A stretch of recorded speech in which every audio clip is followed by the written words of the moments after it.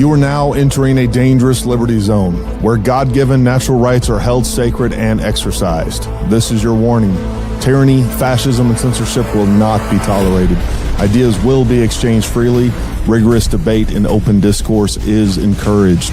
If you are weak and your beliefs are fragile, you should leave now. Prepare yourself.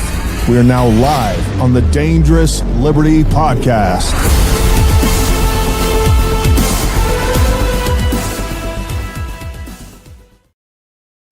All right, folks, happy Sunday to everybody out there. Hope all of you great Americans are having a great day. We got a lot to cover tonight, and we're going to have some fun tonight. Hopefully this won't be too long, but we're going to have some fun.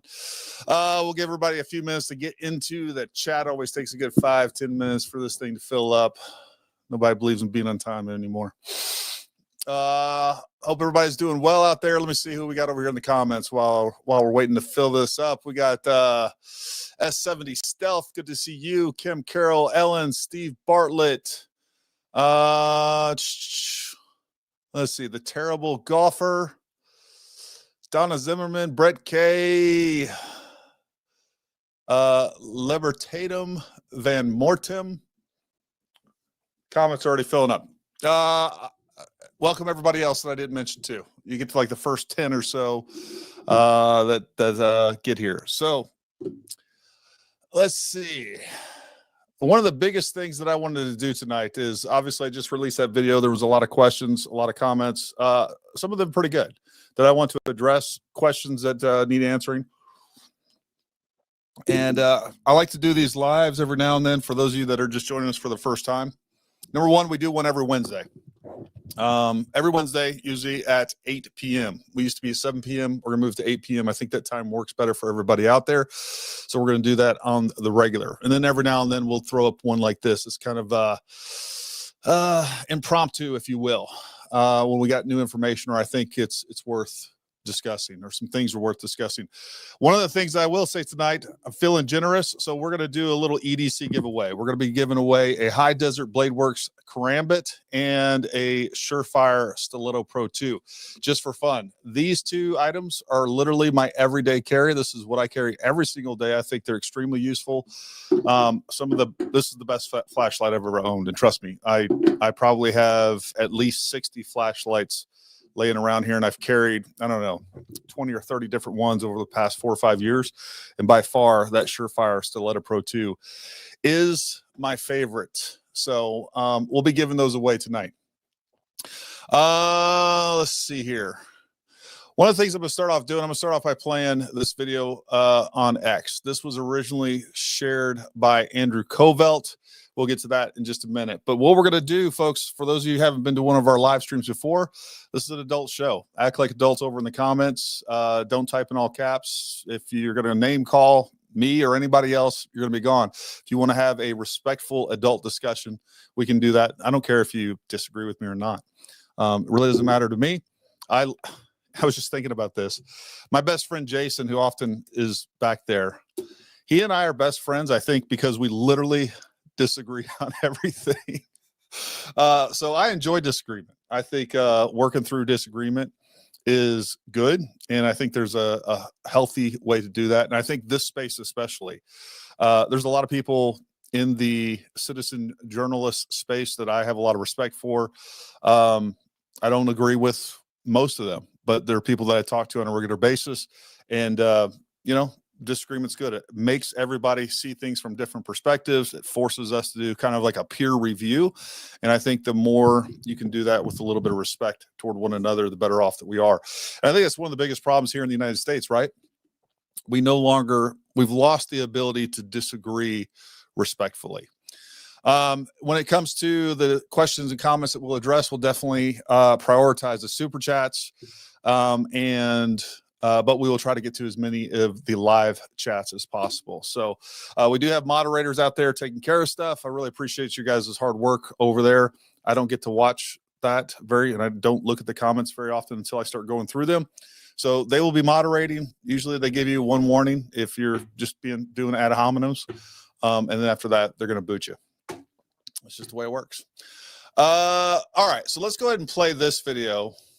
Again, this was I literally came across this morning or yesterday. It was after I posted the video about the security. So let's go address another conspiracy theory. People are saying that Charlie Kirk's security detail failed him immensely because they didn't secure the rooftop where the shooter assassinated Charlie Kirk. Now, let's address this head on. Most people don't know this, but when you go to a college campus, you have to work in concert and in synergy with campus police. Campus police rejected Turning Point USA's request from their security detail to have their drones be used and to secure the rooftops. The college said that they would take care of that responsibility. So therefore, Charlie Kirk detail stood down because they expected campus police to do their job. Now, the question is, the $1 million question is, did they do their job? No, they didn't. And so for all of the people out there who are now saying, oh yeah, they should have had a drone and they should have secured the rooftop, and how could they just be so dumb and ignorant? They're Nimrods. They didn't secure the rooftop. They tried to secure the rooftop. They put in their request to do so. They attempted to do everything to protect Charlie Kirk. You think that Charlie Kirk's detail doesn't have a drone? I mean, you're talking about a $100 million organization. I mean, come on, man. A drone. You don't think that they can afford a drone? His security detail is responsible for close protection, okay? But the perimeters and rooftops, that's on the university. The university failed to do their job. And so please, my friends, I know that we have MacGyver and Inspector Gadget out there. I know that we that we have people out there trying to figure out who framed Roger Rabbit. But hear me, these conspiracy theories are deleterious towards good men and women who have given their lives to work alongside Charlie Kirk and TPUSA. Drop the conspiracy theories. Now, I'm not against people asking questions, but there's a difference between asking a question and making accusations and false assumptions. And we all know what happens when you do that. God bless you. I just want to speak the truth. All right. I agree with most of that, right? I don't really have a problem with conspiracy theories. I think what people are trying to do in earnest out there is trying to figure out what happened. And the other big problem that we have is that we have an American people that have completely lost faith, and rightfully so, in the American government and the three-letter agencies that are supposed to tell us the truth, but we've found them lying time and time again. So I think there's a delicate balance there to be had. So whether it's a conspiracy theory or just looking at the facts, I think that's our job, right? We want to go in there, but we need to look at this stuff rationally. And I do think, and I think most people agree out there, some of this stuff has gotten a little out of hand. And the problem is when you have regardless of how you feel about, the FBI narrative, the official narrative, whatever narrative you want to give the narrative, the fact is that we have a certain amount of evidence. And with some of these theories, what people are asking all of us as Americans to do is throw out all of this evidence that we have seen with our own eyes, and then accept a different alternative view that has significantly less evidence than X, Y, and Z. So, I think there's a problem. There's a logical problem with that. And I do think regardless of whatever the information, and here's the thing, like, we haven't really been fed a real narrative other than, it was, we have this person in custody. The implication is that Tyler Robinson was on the roof. I get all that. But really, when it comes to the evidence that we, the American people, have seen, we haven't been given any evidence by the FBI.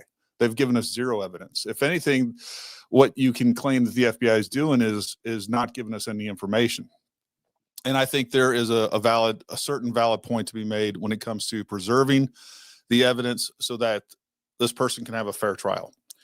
What I do have a problem with, and I talked about and expressed in both the last two videos that I did about the security, is that, you know, there's a whole bunch of people out there that are very convinced that they were in on it.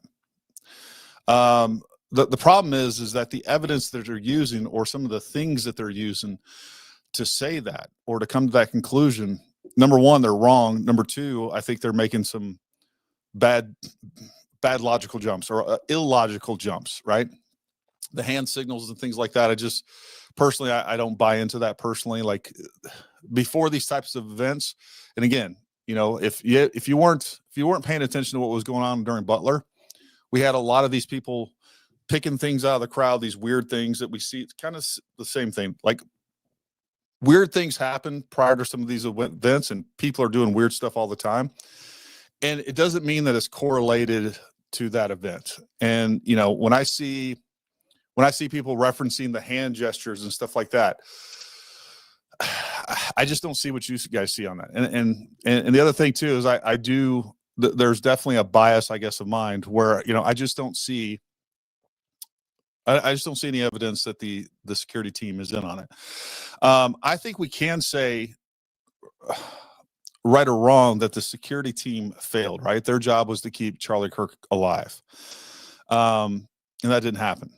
I do think, especially with the knowledge that we just got from that gentleman. And again, he was retweeted by Andrew Covelt. You can take that for what it is. I do think that it's legitimate, but who knows, right? I know many people out there, and this is where things get weird, is because hey, you reference one thing for proof, and they're like, well, I don't believe TPUSA. I don't believe this person. So like, you're left with nothing to stand on. And I will go through some of the things that I feel like we do know that weren't provided to us by the FBI. Some facts in this case that I think are just stone cold facts that you can't get away from. Everything else is kind of conjecture. And we'll talk about some of those, and we're going to have disagreements on those. But again, like I always say, you know, whatever I'm telling you folks, I'm telling you, this is what I have to say. I do not get paid by anybody. I wish I did. If I was, I wish the Fed would give me a good benefit plan, right? And I could get insurance or something like that. That's not how this works. I'm self-employed. My thoughts are my own, and you can like them or not like them. And, you know, I want to hear your disagreements and your challenges. Don't just say, oh, you know, Gary, you sold this, or Israel sending you a check. It's just silly. It's dumb. And, you know, it gets kind of tiring, to be honest with you. So yeah, when it comes to the overall security, look, they clearly failed. But here's one thing that I didn't get really a chance to touch on in some of those videos. The thing that we don't know is what was recommended. Look, at the end of the day, Charlie Kirk, TPUSA, was the client, and they get to choose what they're paying for, right? And honestly, if they were going to do some sort of counter surveillance, if they were going to do some sort of counter sniper, they would need at least like 10 more guys on the ground. That's what they're dedicated to. And it makes a little bit more sense from that guy saying that, you know, that the university police had the rooftops covered. And one thing I am going to talk about tonight is I will be going to UVU next week. We'll talk about that trip, kind of what I plan to get accomplished. But that is one of the things. If I can get an interview with administration, I doubt they're going to talk about it. Chances are, I would be shocked if there isn't going to be a lawsuit against UVU over exactly if what he's saying is true. They were negligent. And when TPUSA attempted to provide roof coverage, if that is true, and the university said, no, you know what, university police are going to take care of that, that's negligence, right? So it wouldn't be surprised to me at all if they're probably in the middle of you know, starting a lawsuit or beginning some sort of lawsuit. So we'll see how all that rolls out. But they would have needed at least like 10 more people to be able to cover those rooftops the way that people expect them to. And you know what?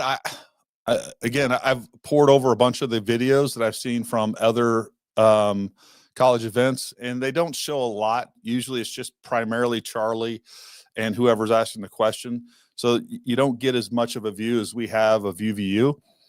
But I haven't seen any indication where they've ever done any sort of counter sniper.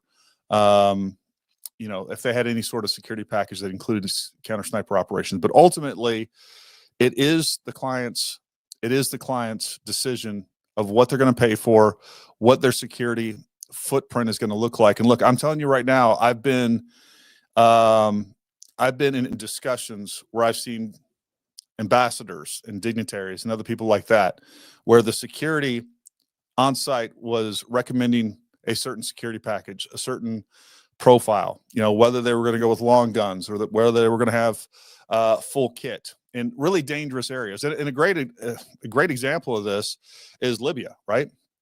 We had Ambassador Stevens. The story was that he did not want a bunch of security there. But I have seen where everybody in charge of security is telling this person, this is what we need to have to make sure that not only would you have a secure package, but we actually are able to deter possible threats as well. And in the name of diplomacy and optics, they turn that stuff down all the time. So there is most of the decision making on some of these things is not actually the security themselves. And I'll be taking questions and comments, and we'll be going through those, and you guys can challenge me on all that stuff, right? We can go through there. And then we'll kind of get to some of the facts that we know as far as this case goes. The other thing that kept coming up again in the comments that I just want to hit again, and I know many of you, if you've watched this show before, we've covered this, but for some reason, a line of sight keeps being brought up like, hey, Tyler Robinson wouldn't even have a line of sight from where he was. And folks, that's just incorrect. So I'm going to add this video to the stage here. Here we can see where he was. It's going to zoom back out here, and we can see from this vantage point. Now, the person taking this photo is clearly standing up. If they were laying in the prone like Tyler was, let me go back a little bit. If they were actually laying in the prone like Tyler was, not only would they would have a better view, right? As you lay down, the clearance between Charlie's head and the top of that tent would actually increase. So even from here, standing up, he clearly had a line of sight. So be aware of that. The other thing too, I know a lot of people said, well, there's no way he could shoot him because he would have hit the spectators. That is also incorrect. And I've been having the worst problem with my mouse lately. We'll play this. You guys can see this is the actual trajectory. Not quite. This is a straight line. A trajectory wouldn't be a straight line. You guys can see that he clearly had a line of sight in spite of the fact that there were people in attendance there. So all that stuff checks out as far as that goes. So again, a lot of these, the problem that I have with some of these conspiracy theories and things like that started off because people were making assumptions like this and a whole bunch of other ones that started the snowball effect that went from one thing to another, to another, to another. And some of these things, some of these things that people were saying, well, it can't be this. So we have to come up with an alternative theory, and the FBI is lying to us. Look, I have no idea what the FBI is lying about or not. But what I do know is what we've seen. And the only thing that I can tell you for sure is that when we see Charlie Kirk, we see the footage that was not provided to us by the FBI. There's a couple things that is very clear to me. Some people have suggested that it was a used in a different round, whether we're talking about a 17, I've seen 17 HMR talked about, 22 Magnum, 223, some of these other things. When you see the amount of energy that is displaced and transferred to Charlie, that is not a 223 round. All right. That is not 17 HMR. That is not a 22 Magnum. That is something much more significant. The amount of energy his body absorbs can't be explained by that. The other thing that I would say, regardless of what the FBI says or anything else, the other thing that's very clear to me from that video is that the shot was to the front. I can't say for sure that it was definitely came from that exact position, but again, a very small angular window. Like a shot from the left or the right, nothing in that video and the physics involved indicate a shot from a left, right, or whatever else. With that being said, one of the things that I'm doing when I go to UVU and we get that 3D scan, it's a very precise 3D modeling scan that we're going to get, and it will be a plus or minus of like less than 2 inches relative accuracy when it comes to the relative height of the terrain there. So we're going to get a very precise 3D model, and I'm going to put that out to everybody. So I don't care what you believe in. If you believe it was drones, if you believe it was exploding mic, if you thought there was 10 different shooters in 10 different positions, you're going to have access to that modeling, and you'll be able to figure out for yourself, and we will be able to figure out, hey, you're saying a person's over here. Well, guess what? When we put a person over there, we can see through this modeling that there's not a line of sight. That's not possible.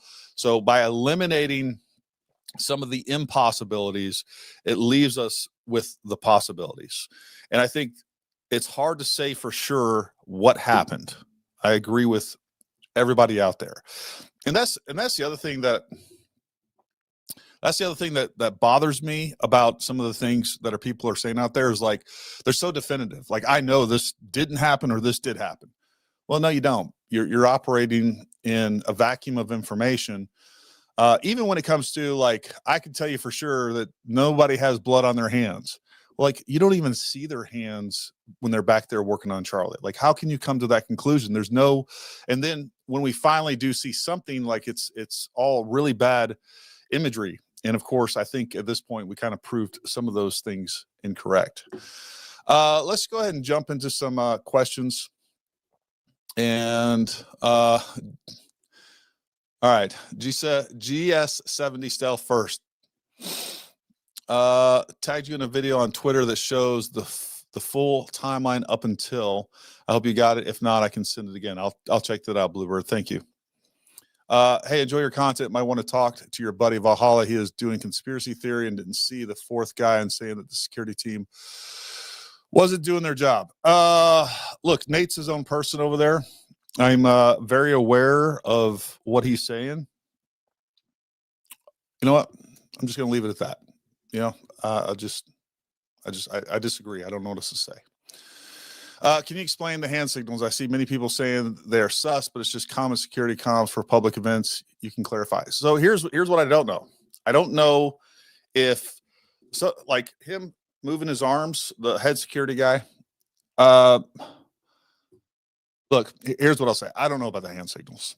I don't know if they're actually hand signals. I don't know if, you know, as you're just standing there all day, it's easy to start. I've been in those positions of static security types. Like, you're constantly moving just to keep yourself aware. And, you know, if you just stand here like this all day, just looking at a crowd, like, you mentally become fatigued. You're not aware. You start to drone a little bit. Like, keeping your body moving, whether it's just twitches, messing with your sleeves and things like that. What I can tell you for sure is if you watch that same guy in other videos, you can definitely see him doing very similar movements. So I don't know if it's nonverbal communication one to another, or it's just kind of some, you know, weird twitches that they're doing. You know, I don't know. People also talk about, like, looking at watches and things like that. Here's another problem with that I didn't realize. Like, a lot of people, for instance, are like, oh, he's too busy filming with his phone. And I'm like, who are you talking? Who is filming with their phone? And come to find out, people are lumping in Frank Turek, who was a guest there, using his phone. Like, oh, they thought he was a security guy. And these are things that I just take for granted. I'm like, no, that guy, he wasn't security. He was there as a guest. And according to Frank Turek, he was on FaceTime with family members at the time, which, I mean, that checks out. I mean, when you watch the video, that seems like what he's doing. But to be honest with you, Alan, when it comes to the hand signals, I don't know if those were pre-established nonverbal communication between team members. They have comms. I don't know why they would do that. They have comms. We see them with earpieces. We know they have radios. That doesn't make a lot of sense to me. As far as, like, looking at watches and things like that, they could have other people out and about within the crowd that are texting and things like that. That would be very common, where people are just walking, other security members. And that's the hard thing too, is like, I haven't been able to get a hard number on the security team members. I don't know what their security package in total look like. I don't know what roles they played. What I can see is like 6 different guys doing close proximity security. And even them, I'm not 100% sure. So I do think that part gets a little confusing. And I've also heard people say, why haven't these guys come out and defended themselves or whatever else? Folks, I almost guarantee you they have a gag order. And they're not supposed to be talking to the public by the FBI. Those people are going to be on the witness stand for sure. So we need to realize that. And that's another thing with this whole case that I think people have lost sight of is people are expecting the FBI to come make the case to the American people. And they expect that with a level of transparency that, number one, is unconstitutional. It's not good. It's not prudent in any manner. Like, we can't put all this information out there of what the FBI has as far as a case goes. That has to be preserved and go to discovery for defense attorneys. That's just the way things work. You can disagree with that or not, but we've never had the level of transparency that people are asking for in this case. It's just hasn't been done. I am armed security, and I have a habit of adjusting my sleeves, hat, and looking at my watch nonstop. There you go. I mean, it's a point. The security company I work for has no drone, unfortunately, and I ain't going to provide that for the company. Yeah, absolutely not. So again, if you're going to have guys working drones, which I think going forward, it would be, number one, I'll just say this. Going forward, I think with every type of open air event like this, you're going to have some sort of counter sniper team members that are dedicated to that mission, and you need people dedicated to just doing that.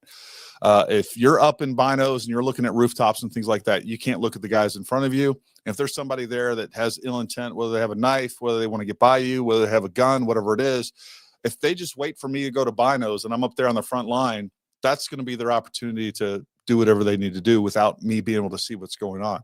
So you need people that are dedicated to that task specifically. And I know people have questions, and we'll try to get to many of those as possible. FAA needs to make a quick reform for public events like TPUSA. A tethered drone at 100 or so feet over a safe rooftop area wouldn't put the public at risk. I agree.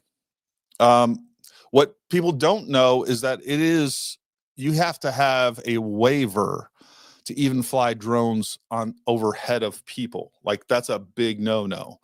A lot of people have gotten significant fines for doing that. So having something on a tethered drone would make sense. As a matter of fact, I still have pictures. I went to the last Trump rally at Butler, Pennsylvania, and folks, that place was locked down.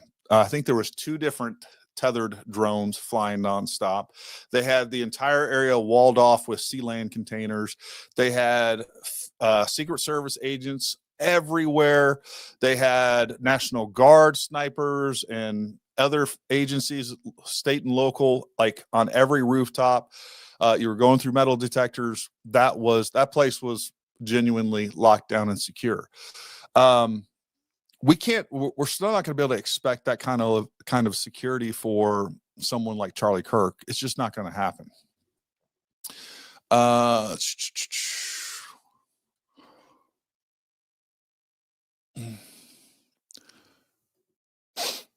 Fantastic channel. Thank you very much. I appreciate that.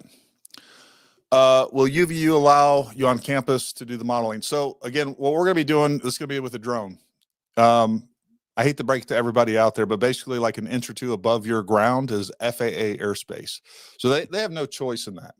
I do have a professional drone pilot. This is what he does. He does very detailed surveying for construction companies. And I hired him. He's going to be going there with me. He's already did all the FAA stuff that he needs to do. So they can't keep us from doing that.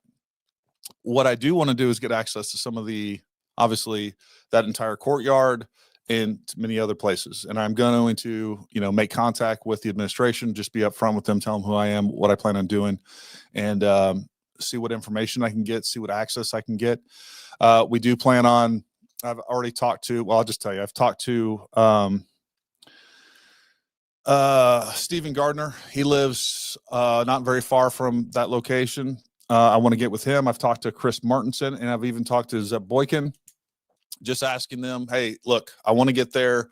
I don't want to just focus on what I need. If you guys have any requests for information, let me know. If there's certain areas that you want to be mapped, if there's footage that you would like to get. So, and that's the other thing too. It's not just a mapping drone. Like, it has an 8K camera, I believe, on it. Very high definition camera. We're going to get loads and loads of video data as well. Every aspect of that area, any of the adjacent areas. I just want to be able to rule out any and everything. And just get as much information as we possibly can to give to, the American people and to other people that are pursuing this, even if I think some of their theories are completely, quite frankly, bonkers, right? I think so. Anyways, I want to give it to them. They can go nuts with it. Hopefully they use that for good. And, we'll see what happens with that. Was an empty shell casing found on the roof? I do not believe an empty shell casing was found on the roof, Gina. From what I understand, the gun still had the empty shell casing in it. It is a bolt action rifle. So to extract and eject the shell that was shot, all right, the empty casing that was shot, you actually have to open the bolt up, pull it back, and it will eject. It doesn't do it automatically. It's not a semi-automatic rifle or like a pistol or anything else. So that makes sense. I think he pulled that trigger, did what he did, and he got up and ran. So that's kind of what I've gathered from that. Off topic, but everybody disagrees with Hegseth sending the National Guard into these civil unrest. But isn't it part of the Guard's job to do that? Well, the jurisdiction of National Guard is really controlled by the governor. I have some pretty mixed feelings about that. I have to look exactly. This is one of those stories I've been wanting to follow up on, and it'd be a great segment to just discuss that and make sure everybody understands, including the clear delineation between the authority of the governors and their National Guard and what's going on, and the clear delineation between states' rights and federal, right? Because there is and there needs to be, even when we disagree with them. And I think there's definitely some issues going on there. Yeah. So let's re-engage that on another topic sometime. Cindy Charms, thank you very much with that. I appreciate that. Let's go to the live for a little bit, and then again, I'll come back to. And by the way, folks, I'm going to be giving these away to somebody over in the. Will be not these. You're going to get brand new ones, right? These are what I had. This was kind of spontaneous thing that I wanted to do, but this is like a $350 flashlight and $150 knife. I'll give those away separately, and it's going to be to somebody over in the super chat. You guys are investing in us. We're going to invest in you. Let's get some of the newer comments. Let's see. The line of sight works as long as you're 10 feet above the roof, but if you're prone on that roof, the corner of the lower appears to possibly obscure the shooter's line of sight. No. Your line of sight's going to open up as you lay down and you get near that edge. Right. So as I get lower, all right, the relative height of, if I go lower, the relative height of that tent is going to go up. Right. So I'm coming up here, I'm getting below it. You're not really getting below it, but it's going to expand. So if a picture was taken from the prone position, it would look even more clear of a line of sight. But even standing up, from what I can see on that table, I think he had a clear line of sight of Charlie even then. So just so we're clear on that. Charlie was shot from the ground. I disagree with that. There's no indication of that. It'd be harder. We talked about the clear line of sight. It'd be harder to see that, right? There's lots of impediments when you're on the ground, people, objects. It'd be really hard to get a clear line of sight from on the ground.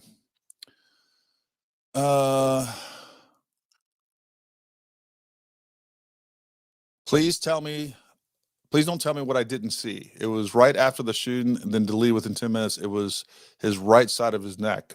Terry, I never saw anything like that. I don't know what to tell you on that. And like, I don't doubt that you believe that, Terry. I mean, there's just so many different videos out there. You may have seen, one video or something like that gave you it looked at a different perspective. It looks different anytime you start moving those camera angles around. I mean, it looks, yeah, I mean, there's a lot going on there. So I see a lot of heads in that line of sight, Gary. I mean, the line of sight's there. I don't know what else to tell you. Whether you're talking about, and understand this too, so from there, let's just stop it right there. Let's back this up a little bit. All right. So from here, imagine if there's people down there. In this picture right here, there's nobody's head is going to obscure Charlie Kirk's. All right. What's an advantage to the shooter here is that this is terraced down low. So just like the trajectory of the bullet is coming down at an angle, so is that line of sight is opening up at the exact angle that's needed for a clear line of sight. Also remember that Charlie was sitting on, I don't know, probably like a 10-inch. It looked like some sort of Pelican case.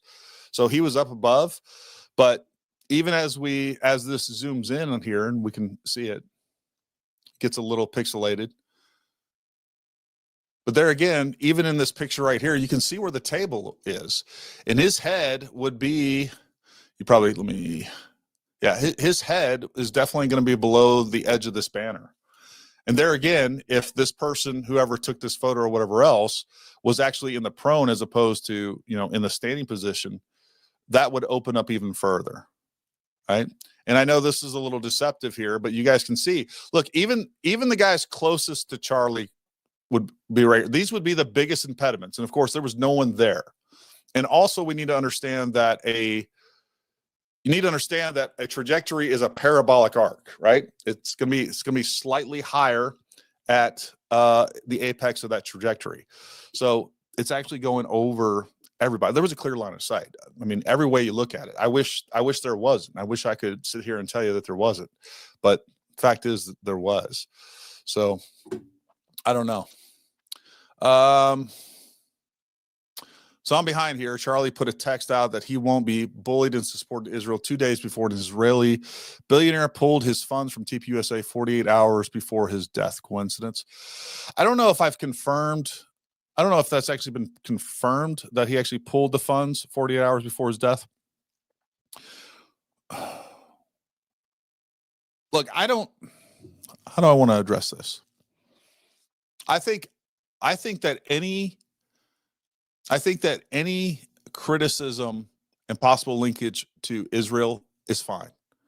I think that should be explored without a doubt. And I talked about this the last time, and I think it's really disturbing to see, because it's not just saying, no longer am I seeing on like X, for instance, which is probably not the best place to get try to get your finger of the pulse of the American people or conservatives or anything else. It's probably a kind of a myopic view. My real problem that I'm seeing on X is going from, hey, I think that we shouldn't invest as much money in Israel, which I agree with. I think that there's some real problems with the way that Bibi Netanyahu has prosecuted the war. I agree with that. It's turned from that to now it's just like Jew this, Jew that. He's a Jew, can't trust him. Like, it's turned into just straight up anti-Semitism, and I'm not going to have any part of it. There's even a guy that, I don't know how many of you guys are coming from X, but if you're on X, you're well aware of this guy that I'm having an issue with. And he happens to be Jewish. All right. And I've posted some things that we're having issues with, and I think we're going to have to go to litigation with some of these things. All right. But he's Jewish. And then I posted some of those things, and like some people were jumping on, well, what do you expect? He's a Jew. Like, stop. Just stop. Like, that is not the way that we do things here in the United States. I have a real problem with that. And I actually have a video that I think we need to listen to Charlie on that. I'm going to play in just a few minutes. I'm I'm making a generalized statement here, but I'm actually talking about the 4 specific instances that I know of personally. Sorry, Stormy, I must have missed that. All right, catching up on some of the super chats. All right, so this one right here. All right, my analysis so far, front shot hit C4 or C5 and went down, then hydrostatic shock did the rest of the damage upward. Possibly. The problem is if Stephen Gardner, and I talked to him a little bit today, if Stephen Gardner's medical information is correct, the majority of the round ended up in T1. So like that medical analysis, which he feels like is legit, like kind of distorts some things. There's a possible explanation for it, but we'll get into that. Flashlight, please. Could you note camera locations on building shot was taken from and building to left shooter to give us idea where Fez may be seen? Thanks, Gary. Yeah, so that's definitely one of my on my to-do list. I am going to try to put that drone. Number one, we're going to get pictures of everywhere that there is CCTV camera, right? Security camera. And then what I want to do is actually put that drone as close as we can to it, as close as the drone operator will allow us to, and then get a panoramic from that to kind of get an idea of what footage they possibly have. Because here's the thing, folks. I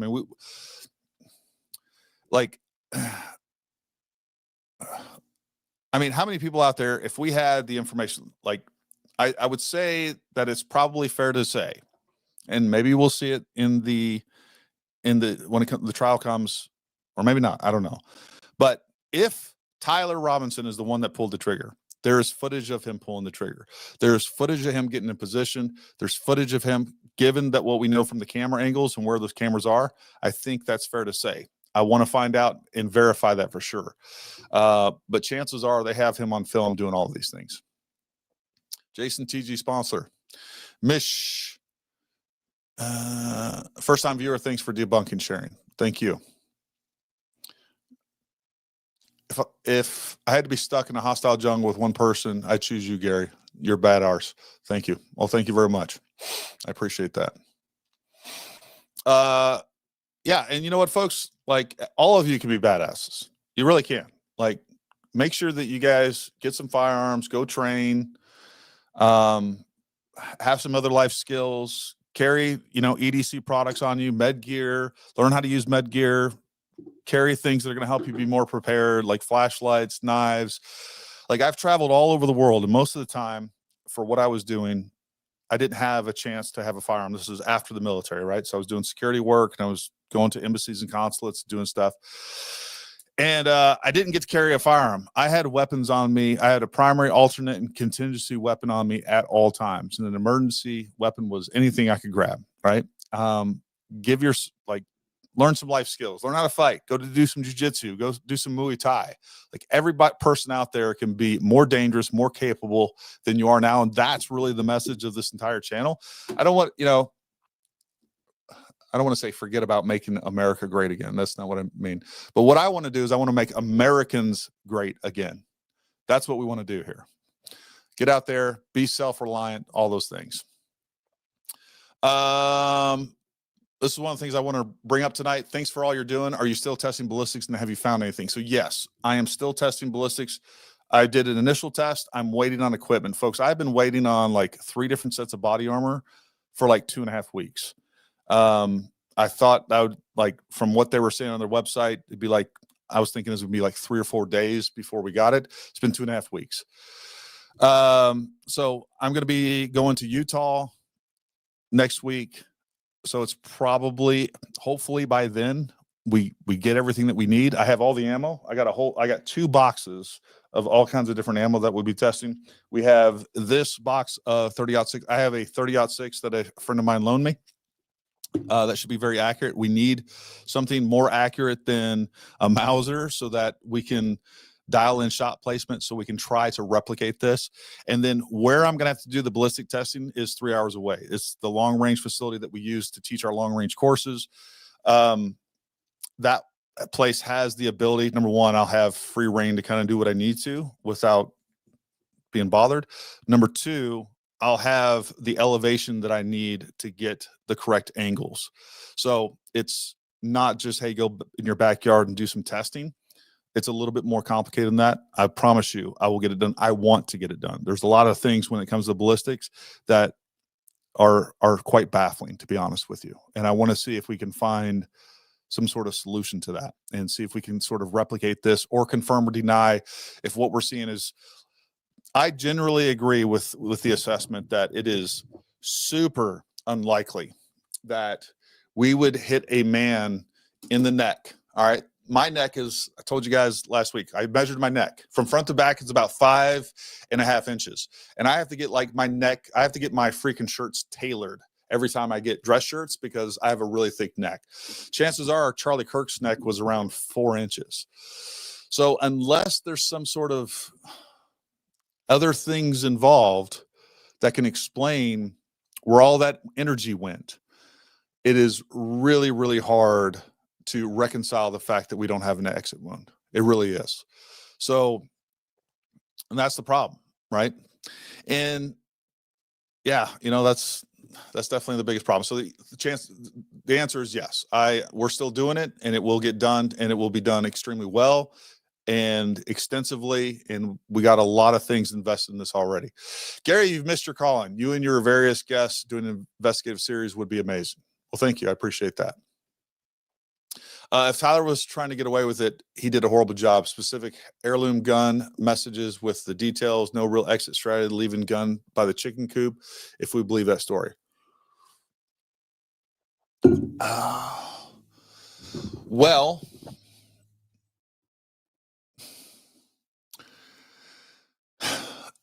isn't that about what we'd expect to see out of a, what is he, 20, 22, something like that, 20-year-old? It's about what we'd expect to see, right? For better or for worse, like, I'm surprised that he was able to get out of there, to be honest with you. So if he's the shooter, and I'm not 100%, I'm like 95% sold on that, right? I do think generally, because again, my biggest problem here is the anomalies that people point to, primarily the ballistics. That's the main problem here. The ballistics. I agree with you. That is highly anomalous. Doesn't make sense. I'm with you on that. But when you point me to something else as an explanation, a better explanation than what we got, to me, it's more anomalous. It's less likely than, and then like the evidence that we know we have video of a shot. And if you're saying that the shot came from the back, from the side, I'm just telling you, like, what I see, I don't see how anybody sees that. Like, you see him get hit in the chest, all the things you see. And then now we have at least some data we can't verify. I mean, essentially the information that we have from the medical exam is nothing more than hearsay. I'll be the first. But if that's true, and we have essentially right around in here, this would be about the T1 in the back here. And then we have rounds, we have a fairly linear thing. I don't know how you could explain what has been described from a shot from a flank. I just don't, none of that makes sense to me. But again, we don't even know if that's true. Like, I think that's one of the things that we have to do, and I've tried to do, is like separate speculation, kind of BS evidence from what we actually know. And there, quite frankly, what we can say for certain is very limited. And even I'm saying, hey, look, I think for certain, it's very clear to me that the energy transfer was linear from the front, fairly frontal. But there's a lot of people out there that disagree with me on that. And chances are, you know what? A lot of those folks are just as intelligent as I am. They may not have as much experience in ballistics as me, but I think there's a lot of people that are pretty intelligent that can look at that and can make their own determination. So it would be completely ego-driven of me to say, hey, this is definitive. But for me, those are the main facts that I'm going off of. Kevin Juby, good to see you in the chat, Kevin. He is a training client of mine. Why would conspirators involve the whole security team, doctors, local police, patsies, and so on, when all they need is recruit one shooter? This is I mean, this has been the crux of my problem with all these other things the whole time. Like, how do you involve all these people? Why would you involve all these people?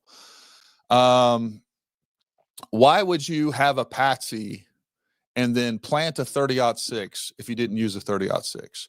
Why would you have a patsy on the roof, but then you have another shooter in another location? Like, that's not the planning of super intelligent people.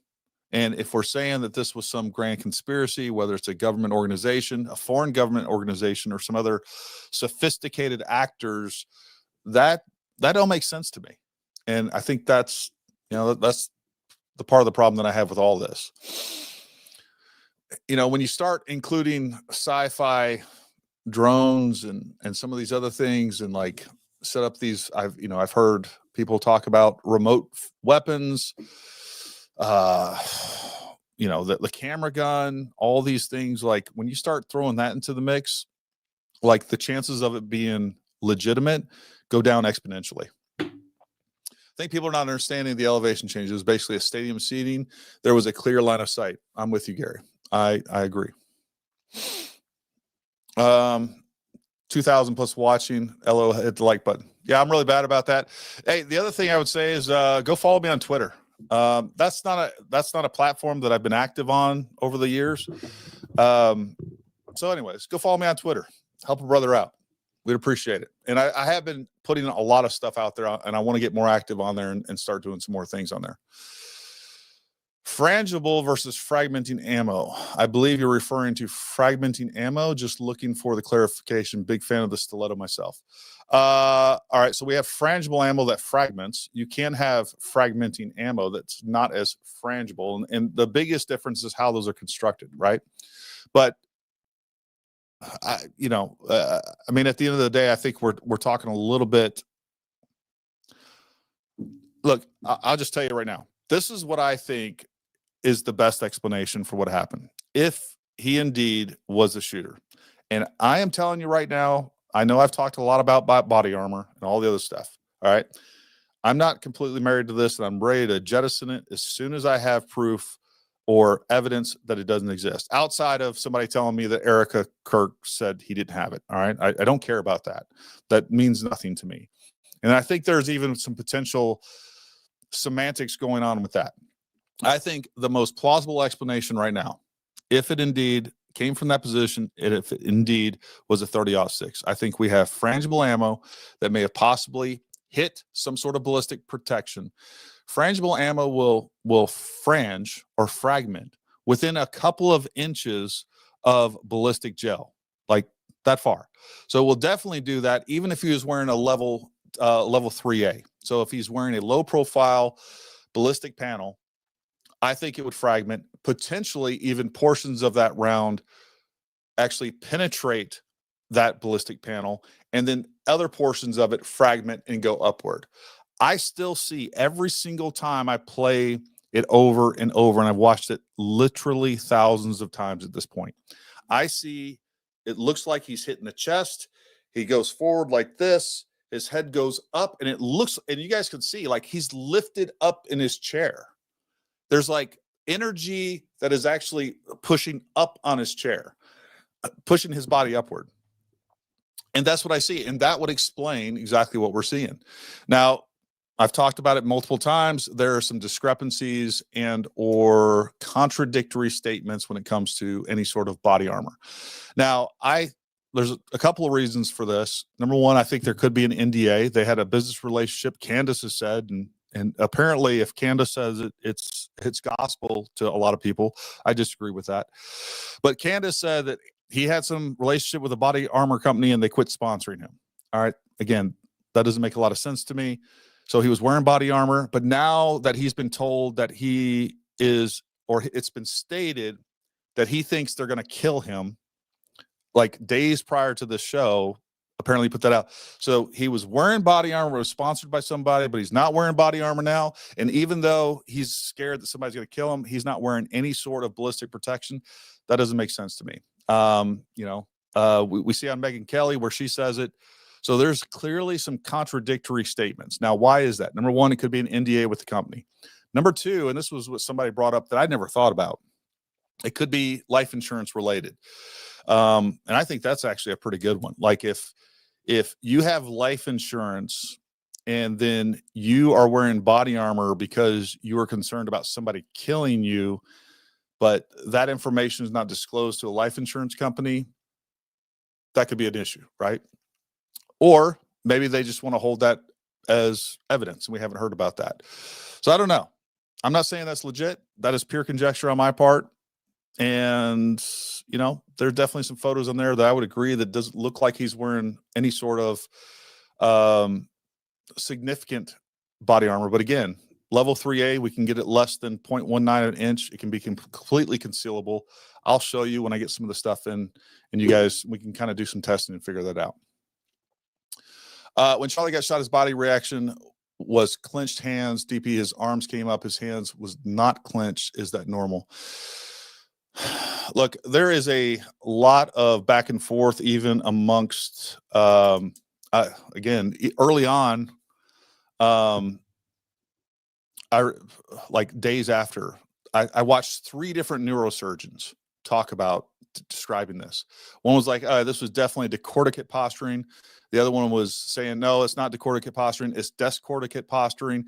Those are happening for 2 different mechanisms. One is a brain stem. One is actually, you know, cranial, actually damage to the brain itself.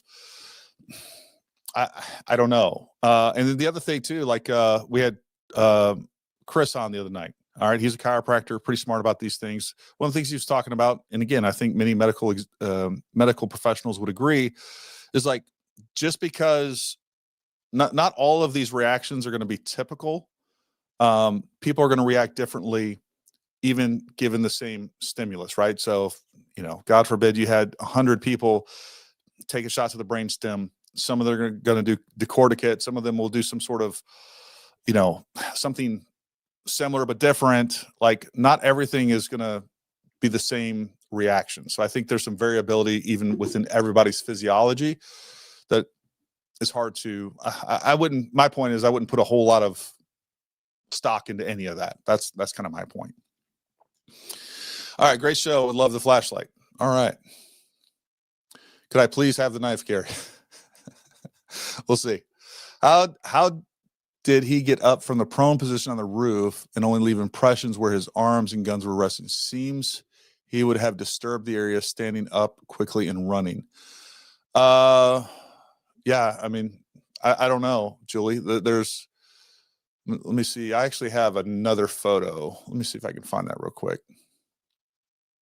I actually just got this. Oh, here it is right here. Here it is right here. So the problem is most of these pictures, this one. Let me see. Let me remove this one, and then we will put this one. All right. So this is a real up close picture. Let me remove this comment. I mean, there's clearly, and now that I'm looking at this, I just literally got this today. Now that I'm looking at that looks different than what I'm seeing from this one. Let me remove this one. We'll add this one. Nope, that's the wrong one. Let me remove it, and let me pull back the other one real quick.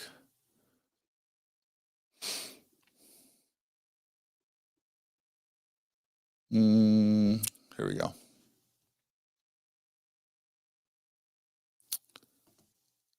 All right, so if we pause that, I haven't compared these two. It's at least a different angle. I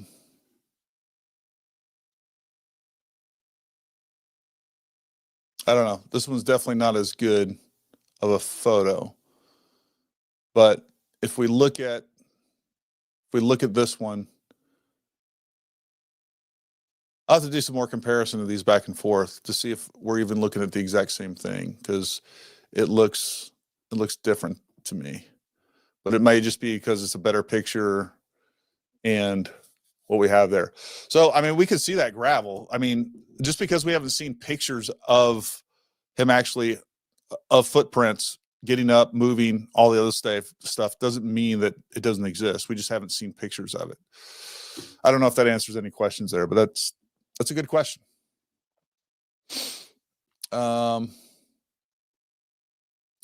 New video from right before the event of a guy who asked the last question Charlie is sus. Looks as if he is practicing his reaction, hands on head. That guy from the beginning has been sus. There is a new video. Yeah, that you're talking about. I saw that.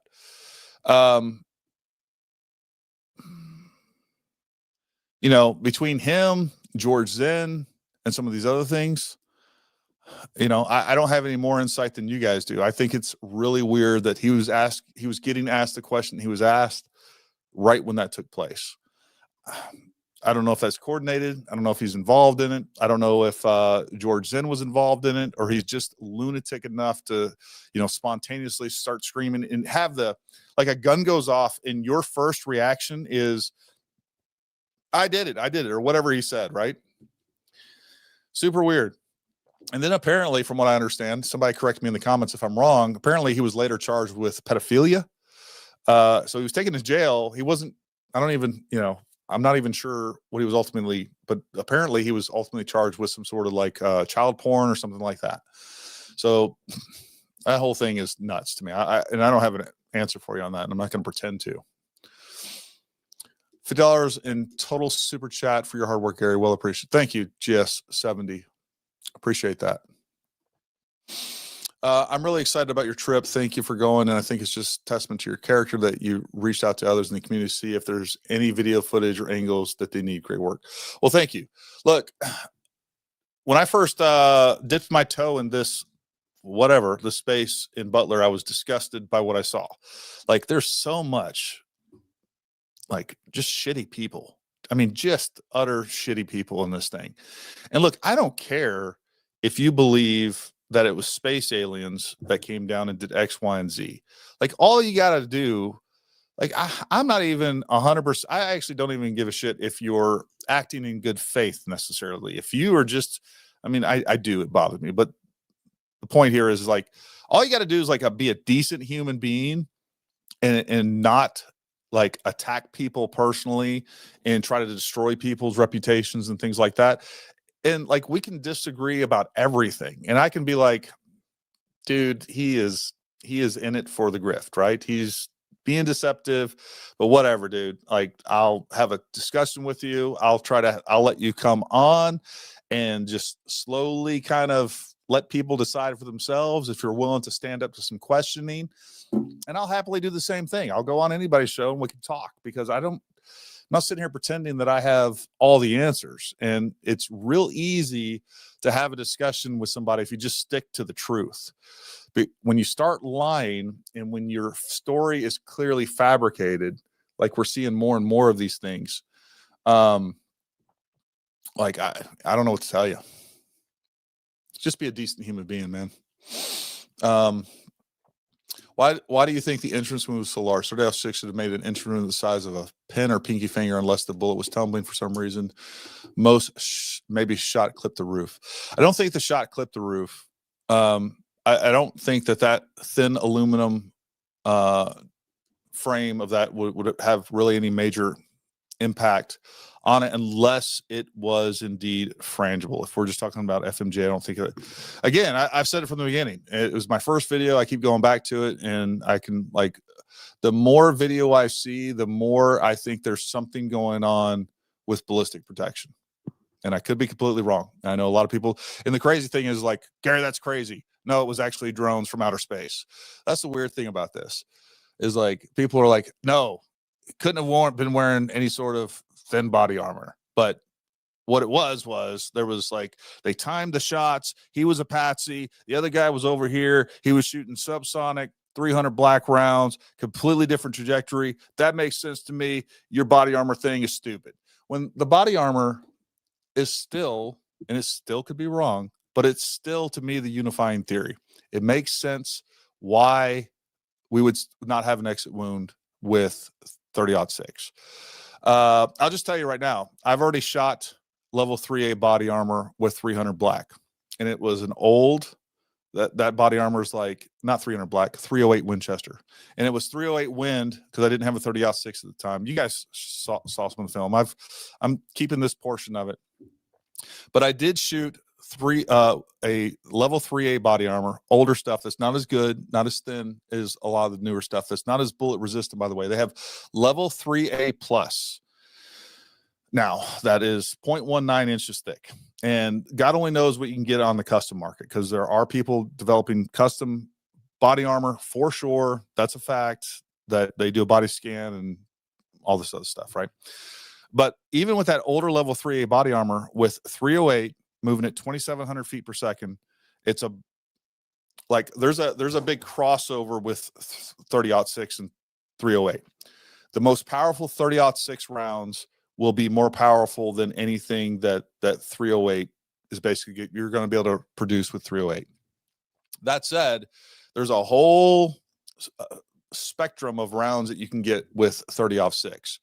And some of the more powerful, like if it's moving at 2,700 feet per second with the 308, which is fast for 308, that's going to be right there in the range with a 168 grain bullet, by the way.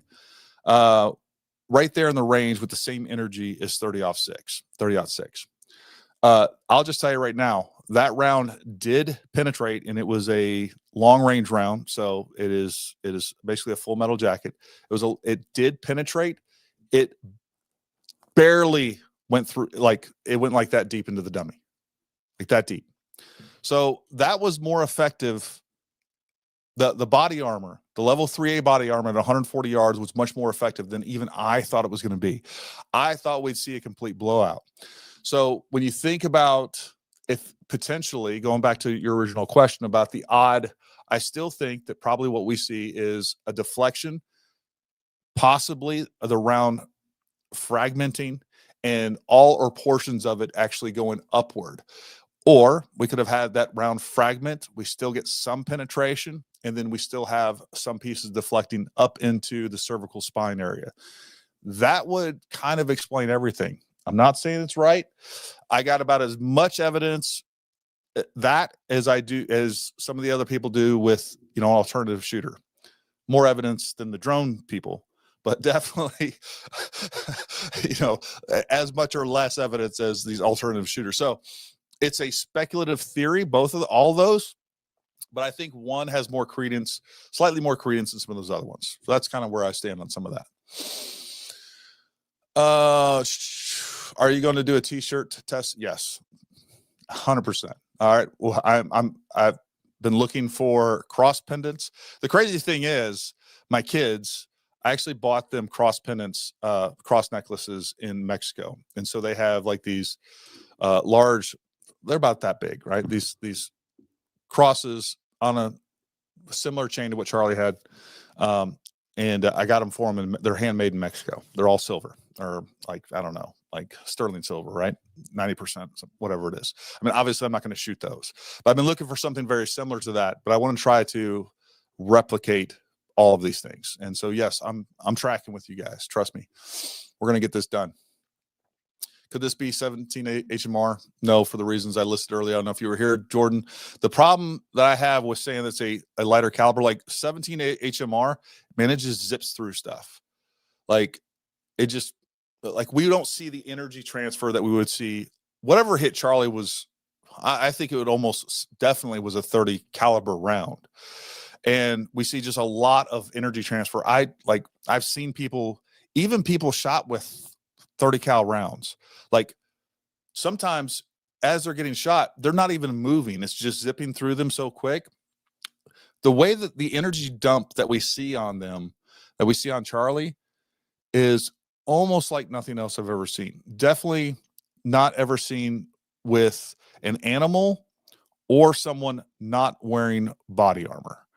And so, like, the idea to me that a 17 HMR just hit him and had the physical reaction to 17, like, I think what we'd have seen with 17 HMR, I don't think we'd have seen the big blood spurting. Like, it's such a small round, it goes so fast.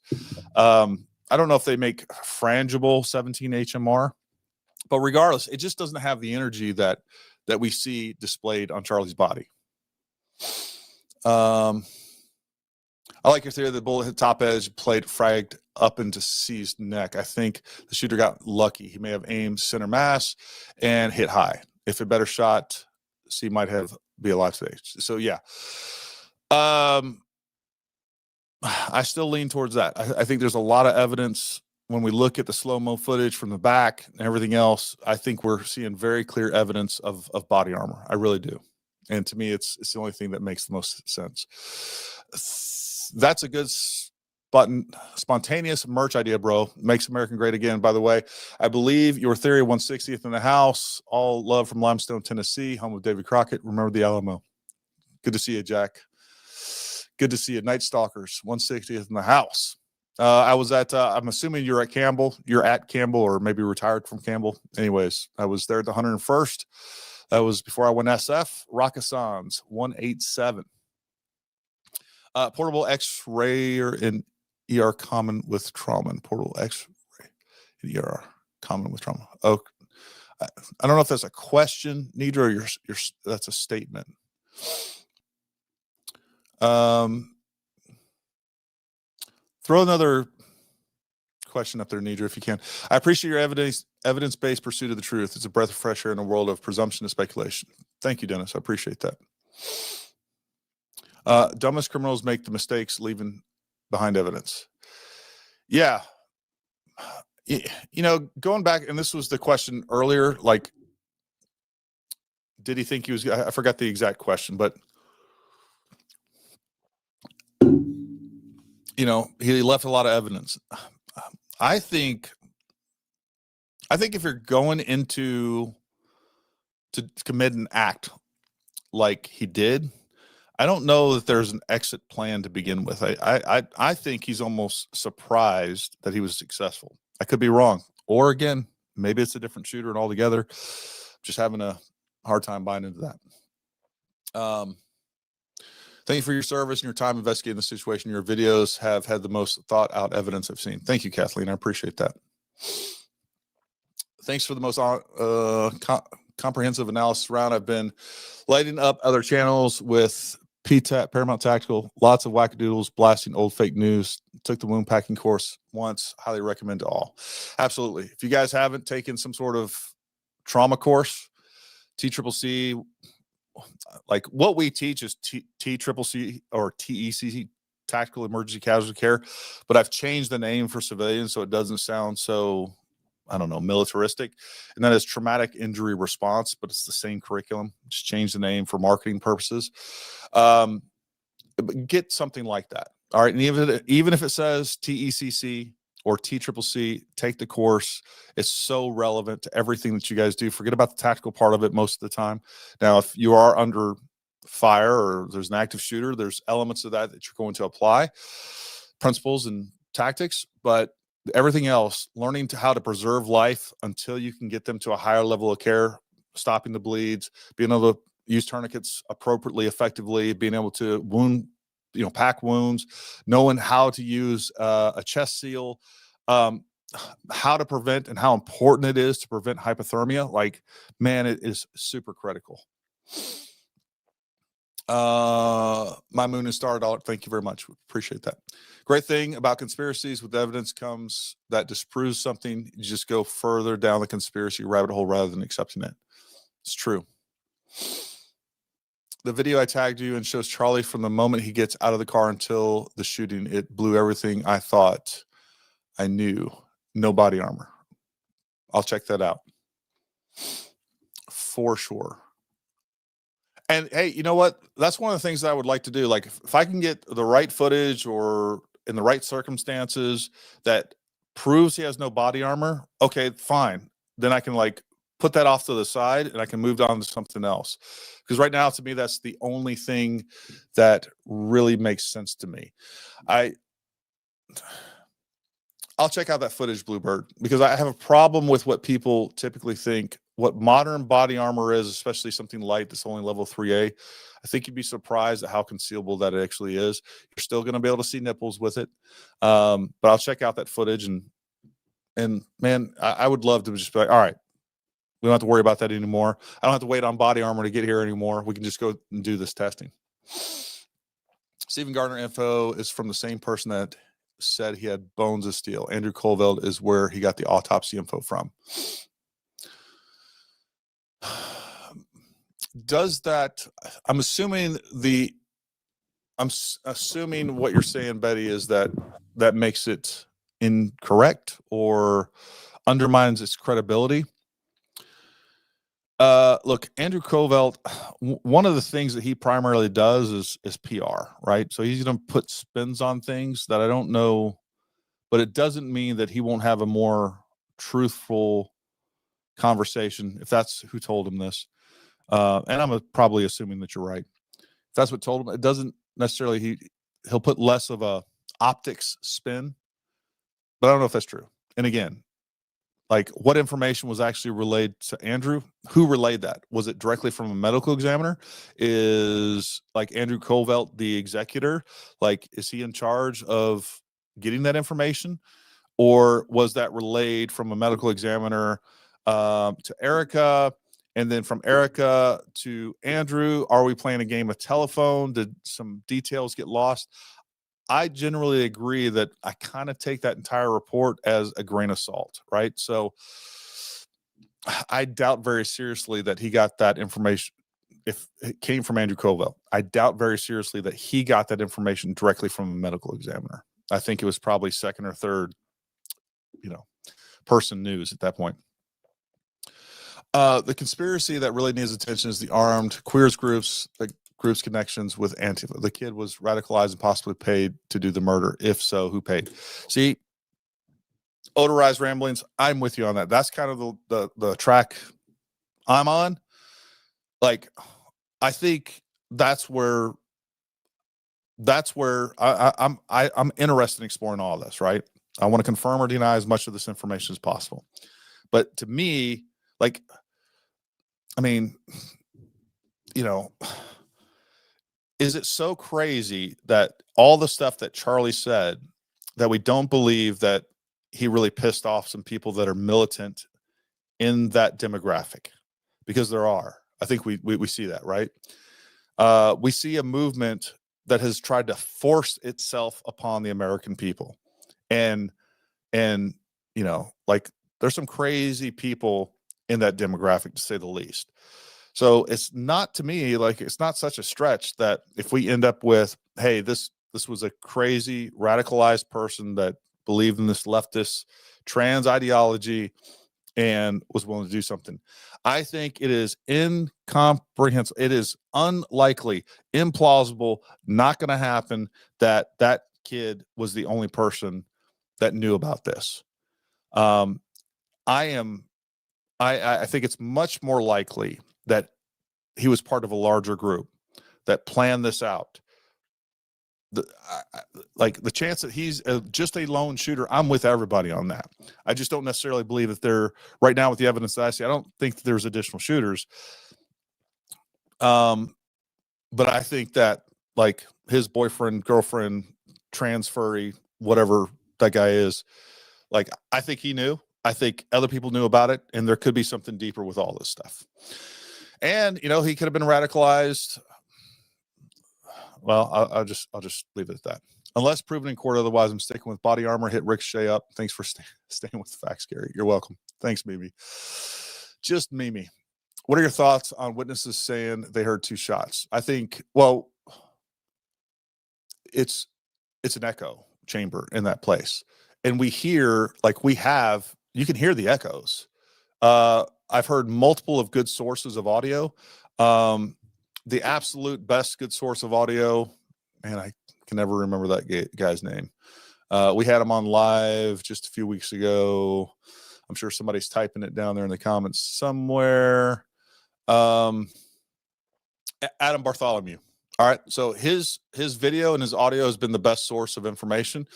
Highest quality audio by far. You hear one shot.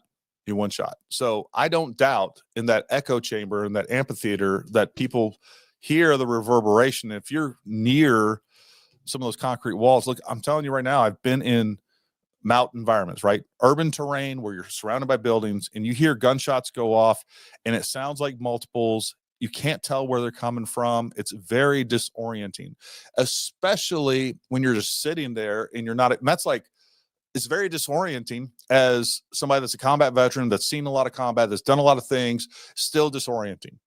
You're just sitting there paying attention to Charlie Kirk, not worried about any of this, and like, boom, a gunshot goes off and you hear the reverber, and some of those people have never even heard a gunshot.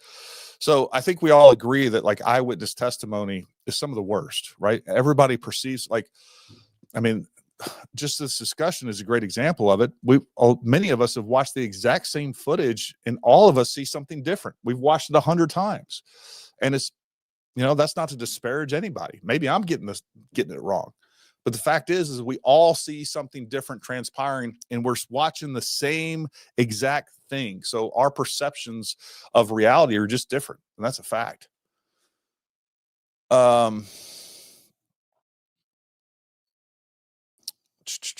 Physics don't lie, the crack pop doesn't lie, but Candace does, because she's a great work telling the logical truths. That was another thing that I did want to hit on, as far as like some hard facts that we can't get away from. We definitely have a boom, and then we have a recorded supersonic event. We know that for a fact in the audio that we have. So there was a supersonic projectile that cannot be faked. Can I say that is definitely the one that hit Charlie? No, but it definitely rules out the people that say that it was just a distraction device, it was a blank or whatever else. There was a supersonic event that took place. That is a fact. Can't get away from that. Can't really fake that. Not on multiple different phones. Like, and then you have to ask yourself, if that wasn't the one that hit him, then why not? Why is that not the one that hit him? Could the reason why you have not received your testing armor be that might be the same manufacturers as what he was wearing and knowing you're testing? So I've actually thought about this. Yeah, I have thought about that exact thing. It almost guaranteed. And if they didn't, I'm going to have a friend of mine order it. I've actually thought about that exact thing. What I haven't seen them do is, my card is still charged. I don't want to, because I'm worried about that. I haven't followed up. The fact is, they charged my credit card. The charge is still there. They haven't refunded the money. So I expect my body armor. Simple as that.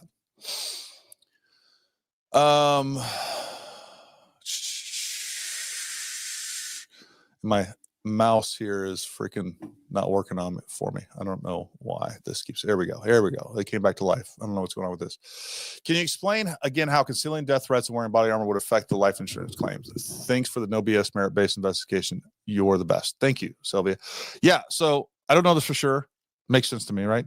I think that if you have a certain policy, and if there's any insurance people, and my wife, that's actually what she went to school for. She would probably know this better than I do. I'll research this. This was brought up to me. It made sense to me. Wasn't anything that I verified. So take this explanation with a grain of salt, right? So it makes sense to me that if suddenly I'm killed, and then whatever my insurance policy covered, but I didn't let them know that I was receiving death threats, and or I didn't let them know that I was so worried about dying that I was wearing body armor, I think there could be some sort of repercussion and possibly trying to deny payment for that life insurance policy. Somebody out there research that. I'll try to research that. And we'll see if that holds any merit. Hey, I purchased 16.5 6.5 Creedmoor Christian's arm. Is a 16 inch even worth the time for long range fun shorty PRS rifles? Yeah. Like, get out there and see what you can get out of it. The other thing that you can do is you can load to a little bit higher velocity if you are hand loading. So yeah, I mean, you're still going to get 1,000 yards out of that thing. It may have not much energy left at 1,000 yards, but I guarantee you're still probably going to be getting 2,300 feet per second out of there. It'll go 1,000 yards. So yeah, take that thing out. Know the capabilities of your rifle, right? That's the whole point of it. Get out there, see what it can do, see what it doesn't do, and go from there. Excellent level head to takes. Thanks. Thank you, buddy. I completely distrust the FBI, but with people don't understand is They do still have a protocol to follow during an active investigation, so we don't get all the answers when we want them. Yeah, I'm with you. I don't trust the FBI, but I definitely don't trust the internet even more. Like, that's the problem with some of this stuff. Like, I distrust what I'm being told by half of these YouTube channels. I not only do I distrust what they're saying, I primarily distrust their motives. You know, I think that I know based on a lot of experience that I had during Butler and come across some of these lunatic people and their lunatic theories. I know that they know those theories are bullshit.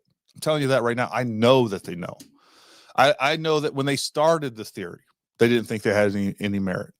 And look, we're seeing it time and time again.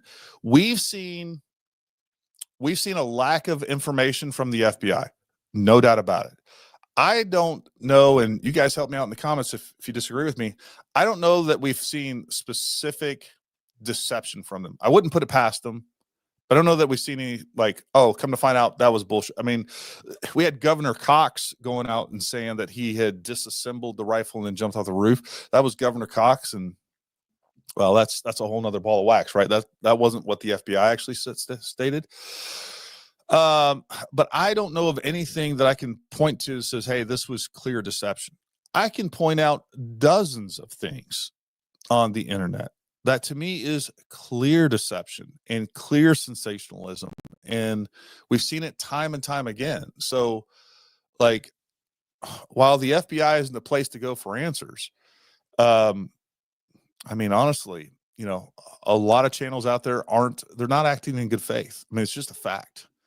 And then some of them, look, I said it earlier in a post on Twitter. It's like, look, I think some people hold on to these narratives because they believe it. I think some people want some things to be true. I think some people are just doing it for clicks. I think like there's a whole lot of things that make people get things, and I'm including myself in this, right? Like there's some things I try to be as objective as possible. I try not to be emotionally tied to my opinions on any of this stuff, so that like when I find out they're not true, I'm not like emotionally invested in this stuff.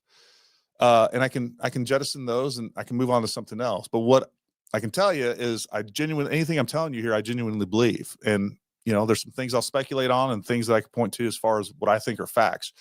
But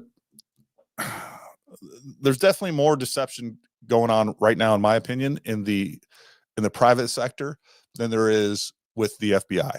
I understand that there is frustration that we're not getting the information that we want. And I think that is unfortunately part of the process. Friday Candace said neck entry wound, fragment by spine, not 30-06 bullet. Feels may came from left, from left to Charlie's. God bless you. Thank you for your service.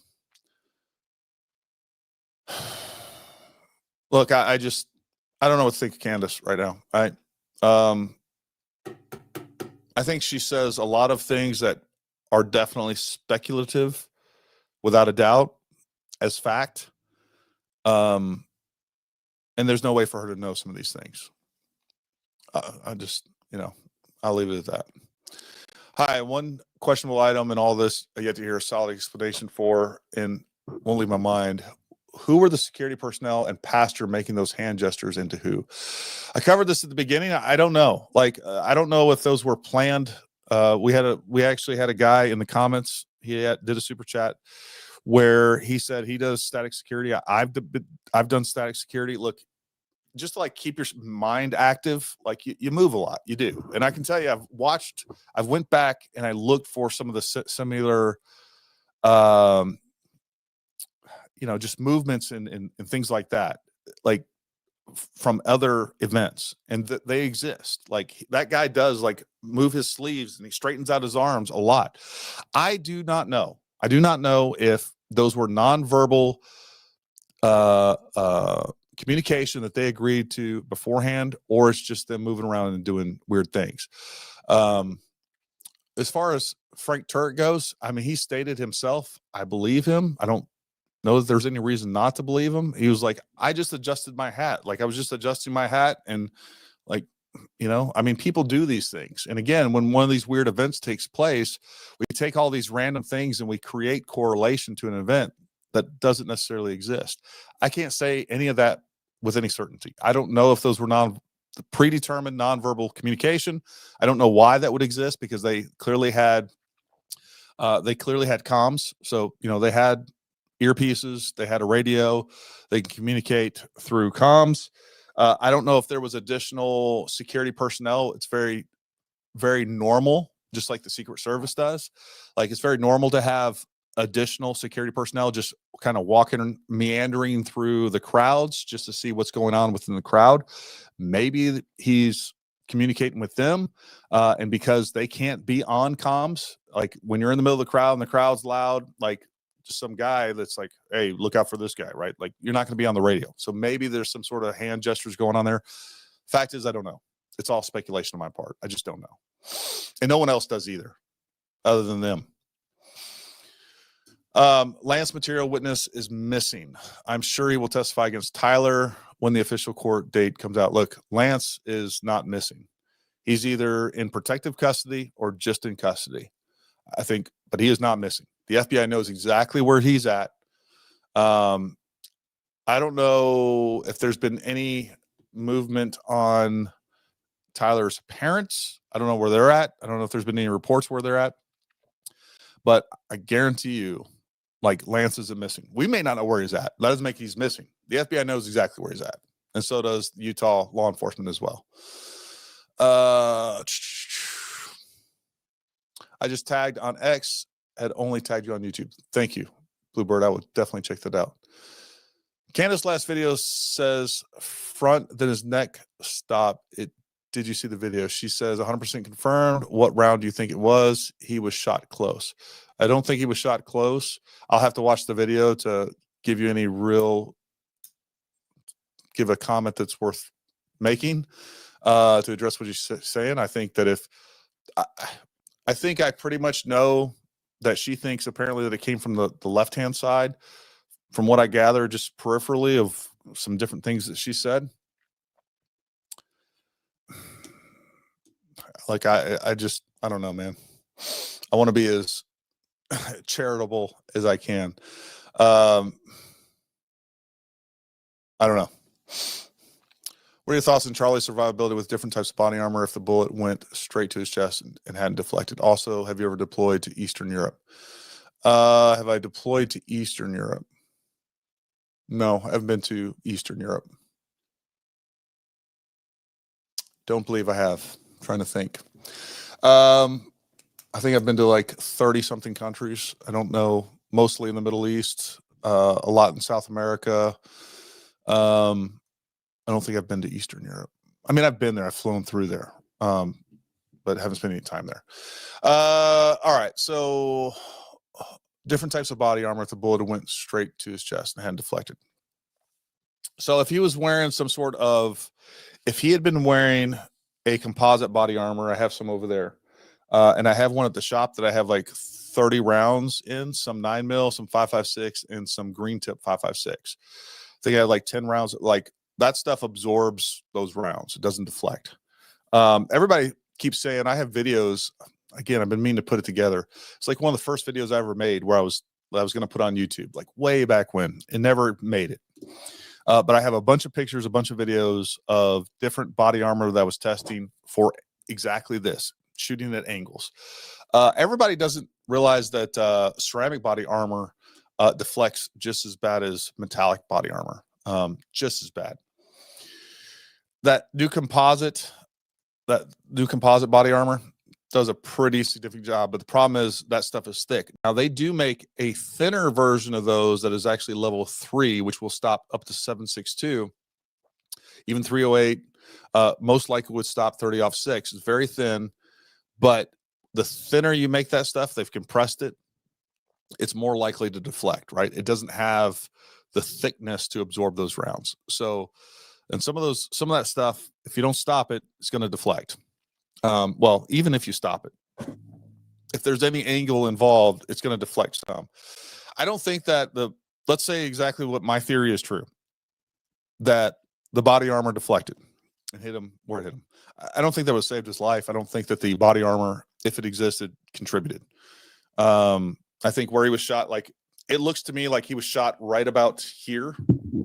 All right. And if it's a 30-06 round, that's like inches from your heart, the hydrostatic shock wave and the temporary cavitation would have completely destroyed his heart, his lungs, and all the major vessels going to and from. Insurvivable. So I don't think that would have made a difference. Gary, put towards gas fund to the 3-hour trip to the range. Thanks, Bruno. Appreciate you, buddy. Have you seen Matt Tardeo give his explanation of how it could be a 30-06 round interview he did alongside Chris Martinson on Mario New Falls channel? Highly recommend. I'll check it out. I like Matt. He's been on the show before. Again, solid guy, smart, intelligent, non-sensational. Love everything he does. Forgot PL Video Girls upstairs said heard 2 shots. Look, I don't doubt that there's people out there. There's people out there that are going to say that they heard multiple shots. Like, we have audio. There's not multiple shots in the audio. There's not. So there's going to be people out there, given the environment, that are going to say multiple shots. There are going to be people out there because of the environment also that are absolutely, even if I was there, given the right acoustics in the right place in that environment, chances are I'll be like, man, it came from over here. But again, if we go back to Bartholomew's video, you can actually, he's on that upper deck when he's doing the interview and the shot goes off. Adam Bartholomew's video. And I had him on. I also made a video about it as well. He's on that upper deck. You hear the shot go off and like everybody turns toward that. You look down the crowd. Generally, most people are looking in that direction toward the shooter, not in some of these other places. Like, it's going to be extremely confusing for people to, completely see and hear everything exactly as it was, given that environment and the way that the acoustics are going to work.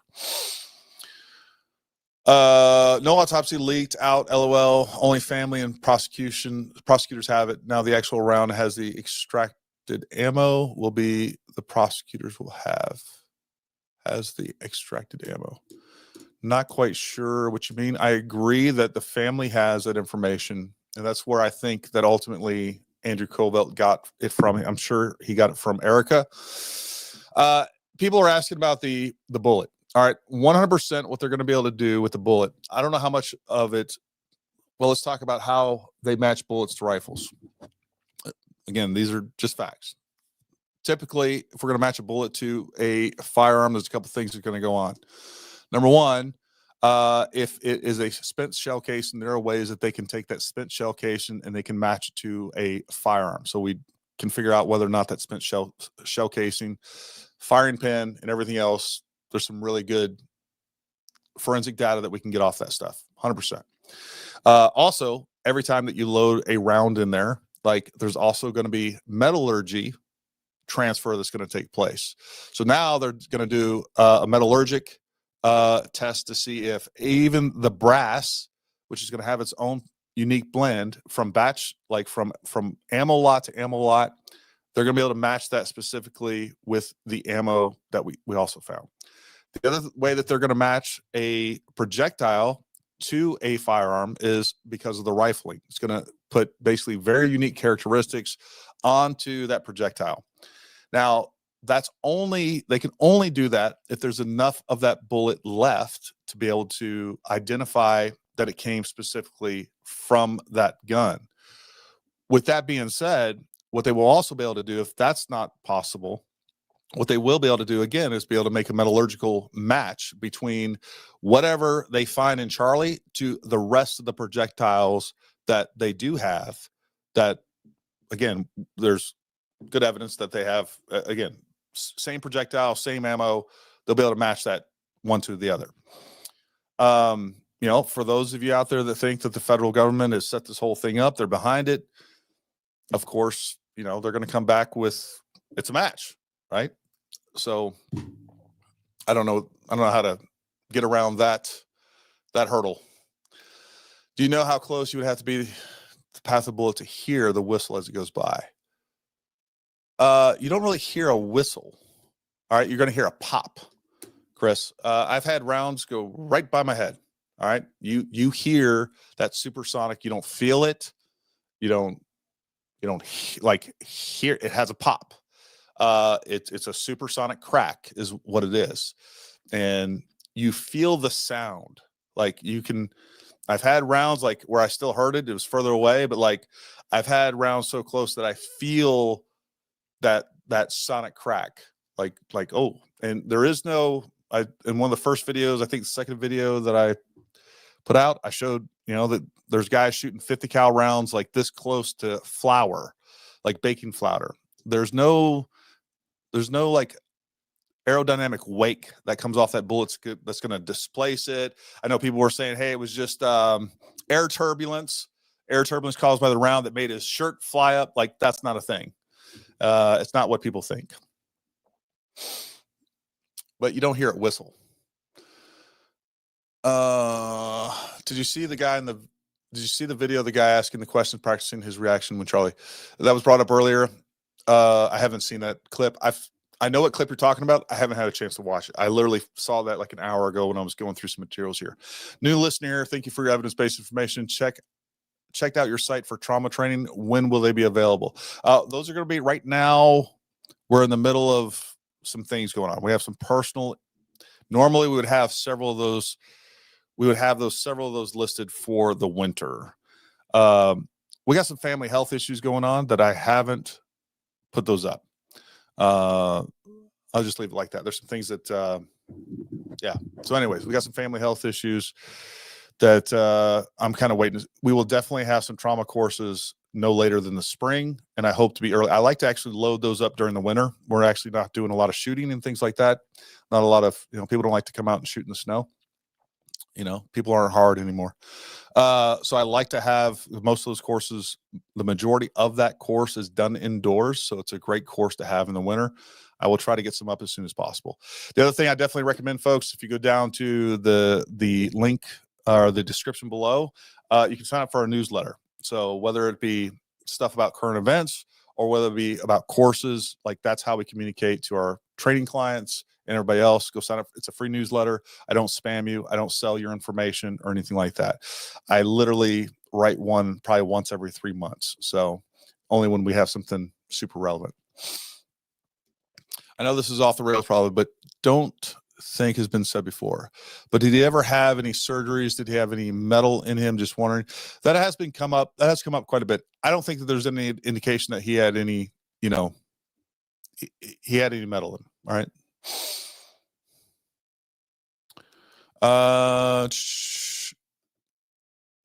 Thank you for the work on the Kirk Murray. Screw YouTube's demonetization policy. Here's $5. Thanks, buddy. Kids don't talk like that. Taint the jury pool. Disinformation operation 7,000. Why ask Israel why they knew he was dead first? I have seen some of those reports that supposedly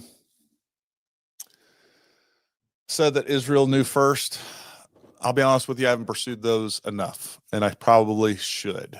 I do think that is at least something that we could figure out if it's even plausible. It's a fair question. Bluebird, the guy doesn't have many followers. Clearest video I've seen to date. He did not upload the graphic part, but may share it with you privately. Okay, I'll check it out, Bluebird. Thank you. Yeah, thanks, Bluebird. I always see you in at Twitter, over in the comments at YouTube. I appreciate you. Thank you. €2. I think that's like $300 US. I'm joking.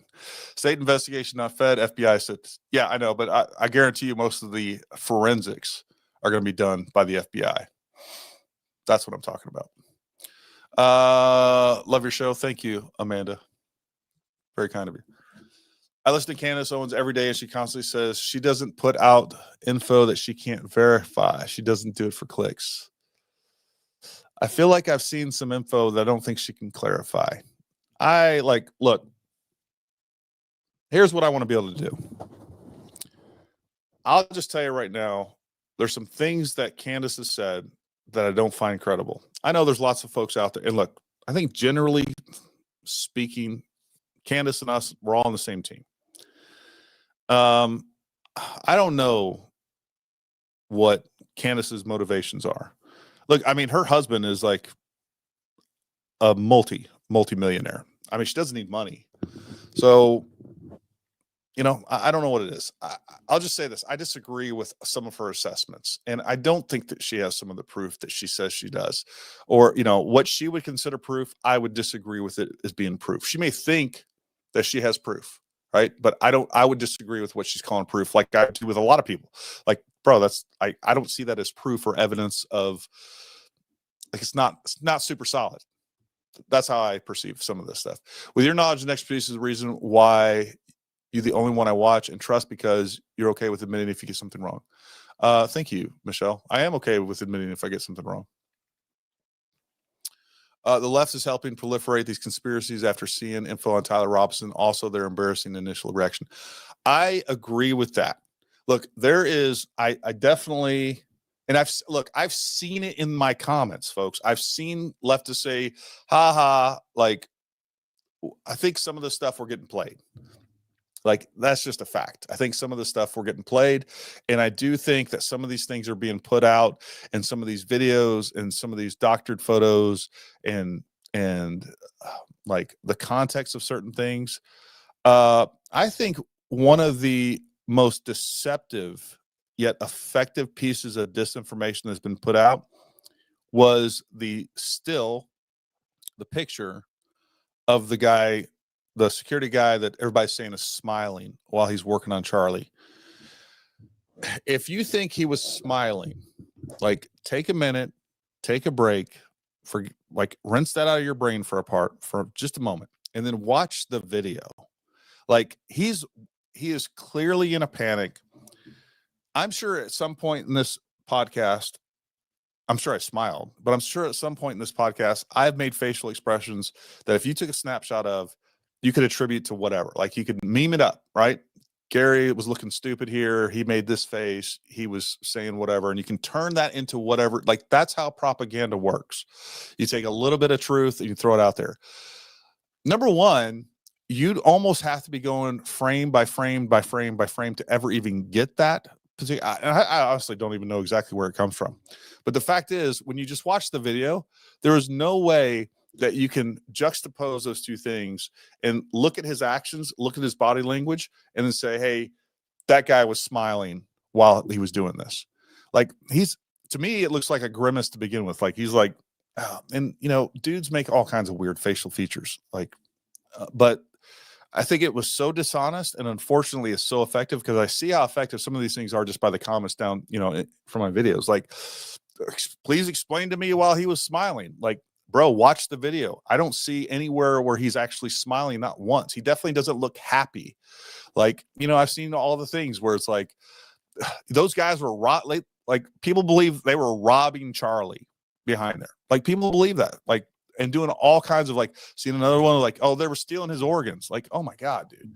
Like, you can plant the seed like that, and it turns into wildfire, and it completely distorts everybody's perspective of an event. So there's a lot of deception going on out there. What are you jealous of a woman for? You talk a lot about Candace. Just pull up on her damn channel. I'm not, like, I haven't brought her up once. Mainly it's questions here. I'm not jealous of Candace at all. Right now, to be honest with you, I'm a little disappointed in Candace. I feel like she's going in a direction that I'm not comfortable with. I loved Candace. Big fan of Candace. Not jealous of her at all. I feel like she says some things that I can't figure out what the motivation is behind. It's as simple as that. I would love to talk to her completely offline. Like, hey, Candace, really love your shit. Love it. All right. Tell me what's going on here. Like, do you believe this? Like, just like, I would love to hear, I would like to have an offline heart to heart with her, just so I know where her head's at. I'm not saying I would get it. I would get, you know, to be able to figure that out. Maybe she's grieving. Maybe she's traumatized by this. Like, all this stuff affects different people in different ways. Maybe she believes all that stuff. Again, evidence to one person is not so clear cut to another. I think that's part of the issue. And that's the thing. Like, Come on, people. Like, I should be able to look, if Candace is talking about me critically and you are a diehard Gary fan, like, don't quit watching Candace. And I should be able to do the exact same thing. This is adult conversations where it's like, hey, I disagree with her on this, this, and this. I don't know what her motivations are. I don't want to incorrectly attribute a motivation that's not true, because I don't know her heart. But like, just stop. Amber Baum, thank you for trying to get as much of the truth out there as you can, since a lot of us want to but can't. Love your podcast. Thank you very much. There are 2 Intermountain hospitals, Provo 11 minutes and Orem 5 minutes. Timpanogos is first in the Google Maps, Provo second, Orem 6. I don't think there was malice. I agree with you. And I think, if I remember correctly from my search, because I did see the Orem one, I don't think that one is a trauma center. I'll look that up. I do know that Timpanogos, I don't know if I'm saying that right, but I do know that one was a level 3. The Provo one was a level 2. But if I was in that situation and I had one that was, if I had the one in the Timpanogos was 7 minutes away, the Provo was 11 minutes away, depending on what time of day you looked at it, by the way, depending on traffic, it was 12 minutes. So I would end up going to Timpanogos as well. I don't think there was malice there. Anybody intended, if they went to the wrong hospital, I agree. Candace, 0 credibility, 0 evidence to her conspiracy, and only proof she had was proof of Charlie being friends on a text that was already by video from Charlie.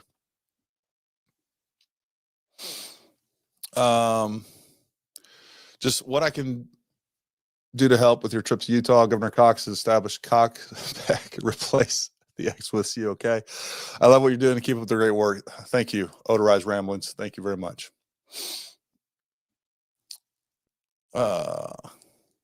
Whether you agree with Charlie Kirk's views or not, stop talking and start. World is finished. Yeah.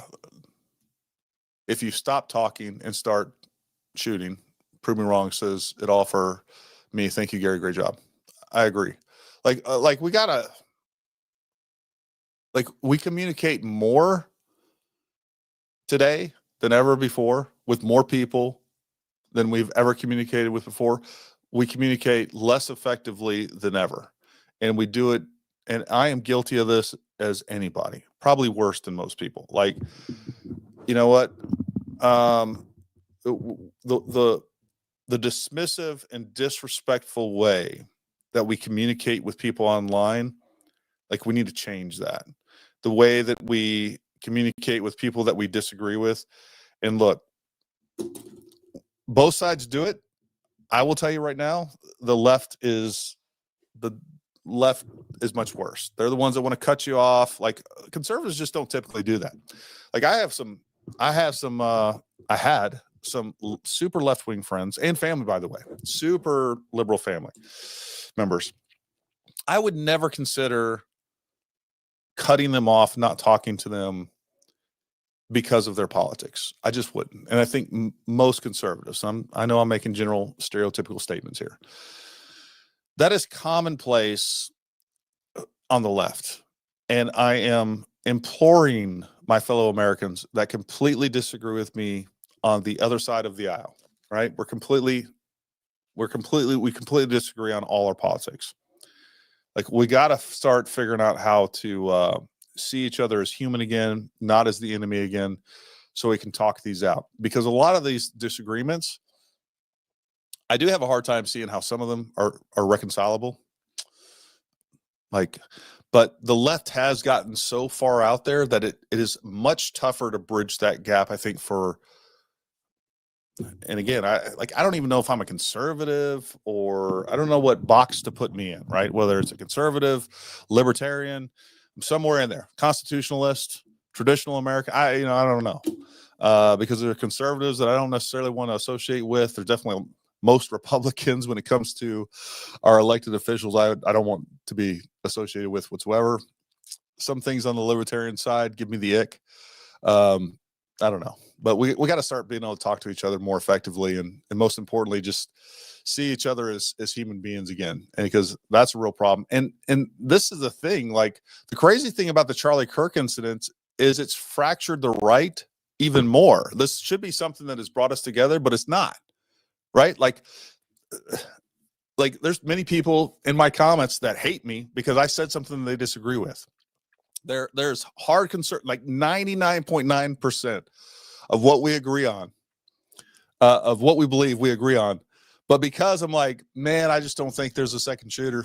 I'm going to be honest with you. I don't think that's like, you're a Fed, I hate you, get off the internet. Like, that's like, dude, I don't get it.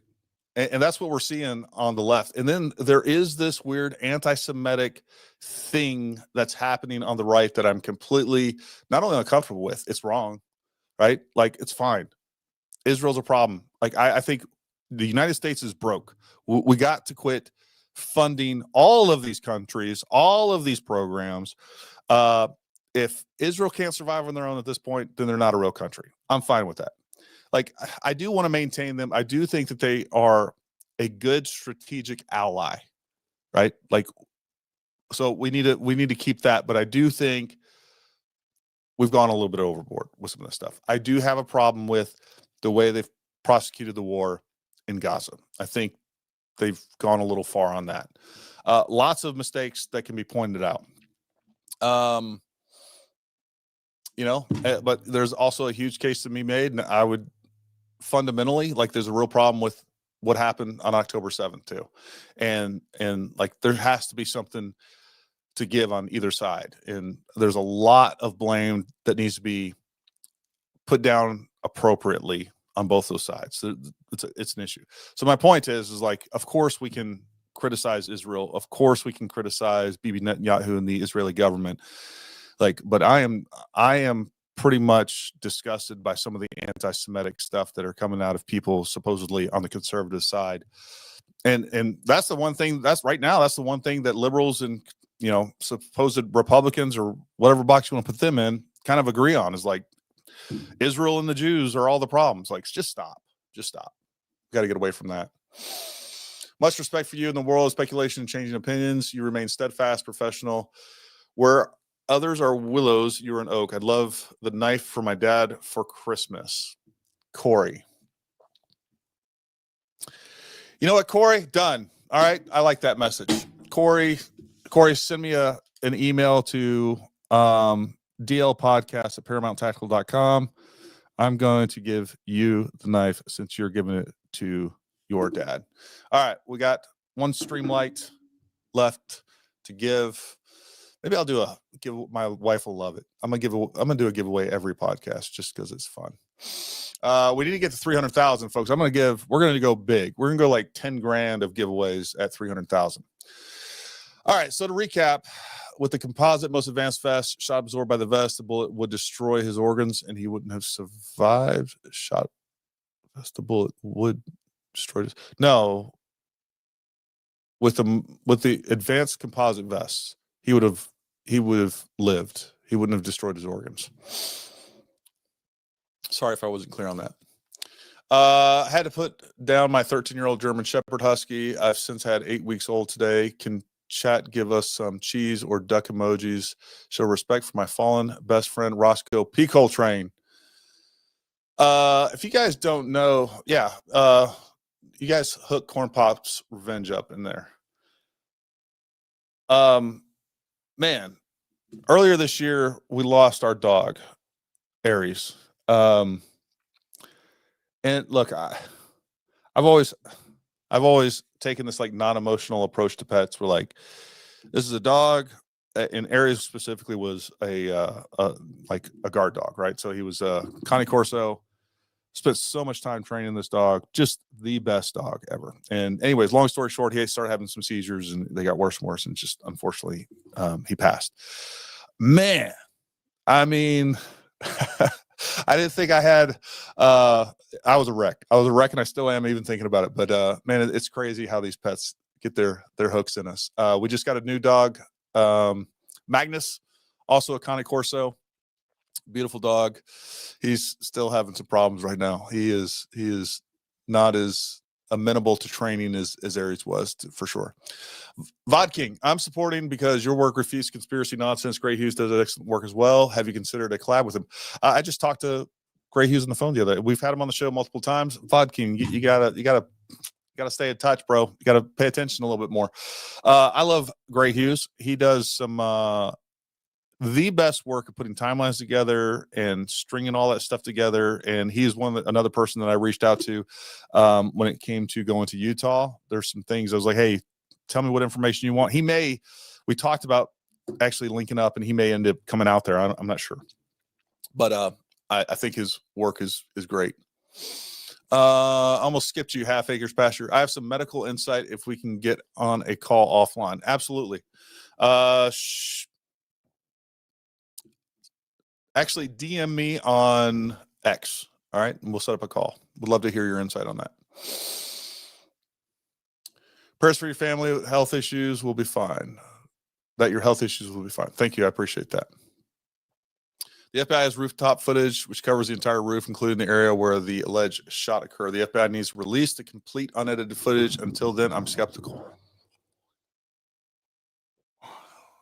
Yeah. So, I mean, I understand why we want that, right?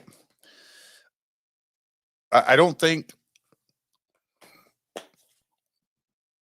we're going to get it, right? And I mean,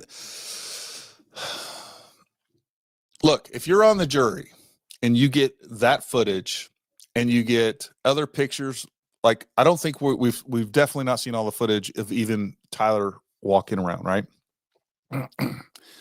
If you're in the jury pool and now you see pictures of, we've made this demand to the FBI, to the investigation, and we're like, we demand transparency. And look, there's some levels of transparency we should definitely get. And the FBI has a lot of ground to make up as far as trust. So now we get pictures of Tyler walking around campus. We got that. And then you see him in those same clothes or whatever, now on the top of the roof, and we see the whole thing play out. Well, of course, you're like, oh, he's guilty, without hearing the rest of it. Like, that's not going to happen. So I think our expectations are a little out of whack on some of these things. It's never happened before. It's not going to happen in the future. And I do think there's some real problems.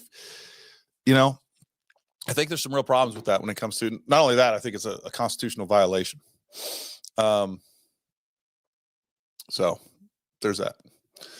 I disagree with you regarding the moon landing. Yeah. I go back and forth on the moon landing, man. Like right now, I'm probably 60-40, for to against. Hey, Gary, let me say it for you. Candace is completely full of it and can't prove a single thing she is saying because it's obviously false. She thought a death report was an autopsy report. She has clearly gotten some things just factually wrong. Just factually wrong. Keep up all your efforts. Thank you. Lauren, I'm petition to debunk Candace on Charlie's death certificate. She is assuming it will have a 30.6 round caliber. Yeah. Watch Josh Hammer on Joe Pags. Josh seems sus. Okay. Never heard of either one of those. Are mods allowed to roll for the knife? Yes, Jeff. Yes, Jeff. You know what? Hold on. Jeff, don't worry. I'm going to hook you up, bud. Thank you for taking the time to review my comments, addressing them, and helping me to learn new info. God bless you. Thank you so much for your service and praying for family medical issues. You're welcome. All right. We got through, I think, all of the super chats. Let's get through some of these lives here.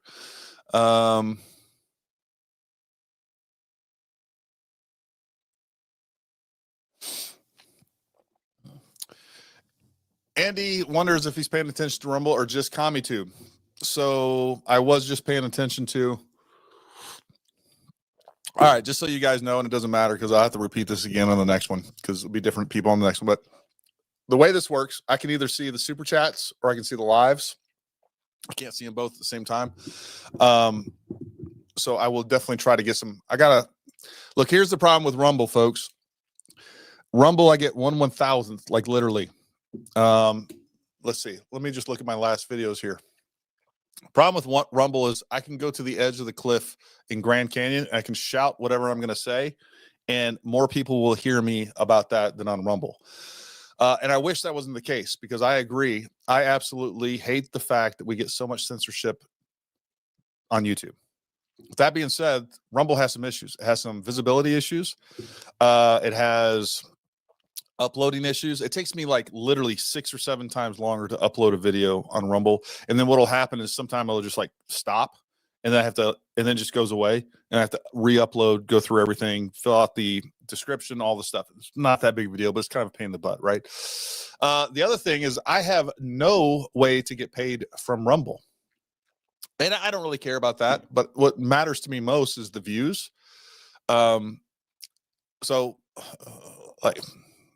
I don't even want to go down this whole thing, but long story short, PayPal banned us from ever being able to use their services because they stole $8,000 from us. I had to hire a lawyer to get that back. I only got like 6,000 of it back. 3 of it went to the lawyer, so I got 3,000 of the $8,000 that YouTube that PayPal stole from me. And that's how Rumble pays it out. Or I can get a Canadian check, which we've had issues cashing. So I've never cashed a check from Rumble, and I think it's maybe like $500 over like 20 checks or something like that. I don't know. Anyways, Rumble has some problems. I wish they would get better. I wish they become more user friendly. Yeah, I wish the visibility was better. All right, let me go to the newest comments. You should interview Nick Fuentes just to take the temperature of what the young people are saying. I don't necessarily disagree with that. I know who Nick Fuentes is. I know kind of what he's about. I know he's extremely popular. I know of some things I've heard that I haven't really confirmed myself about his character and other things like that. I wouldn't mind interviewing him. Again, I have no problem interviewing and talking to someone and I don't care how much we disagree.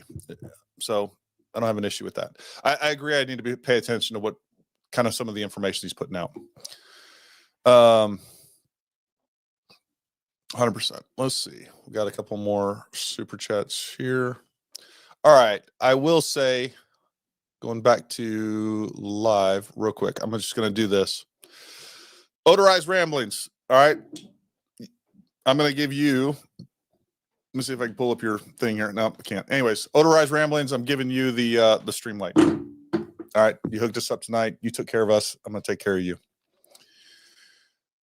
Candace has moved on from Israel to Egypt doing it. I'll be damned if I am a Candace follower. That is I don't mind you getting some things wrong, but and then I saw some things on Twitter, haven't confirmed it. It's just kind of peripheral paying attention.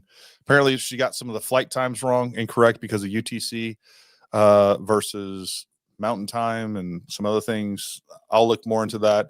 I'm not here to prove, Candace right or wrong. I'm not out there to prove anybody right or wrong. I do think what I can do is, or what I've been most effective at is looking at some of these theories and saying, hey, I can see right away why this isn't possible. And I can explain to people why this particular theory isn't possible or why it doesn't make sense. Whether we're talking about the wound packing, what was going on behind the table, whether we're talking about some of these other trajectories, I can figure out those pretty easy. Right now, with the amount of information, I can't give you guys enough evidence to say, hey, this is the one thing. The FBI narrative is absolutely correct. There's not enough evidence for that. All I'm saying so far is that the evidence for that is greater than some of these other things that people are proposing and then pretending like they have clear-cut evidence and it's definitive. That's some of the problems that I have with Candace saying what she does and some of the things that she says. But,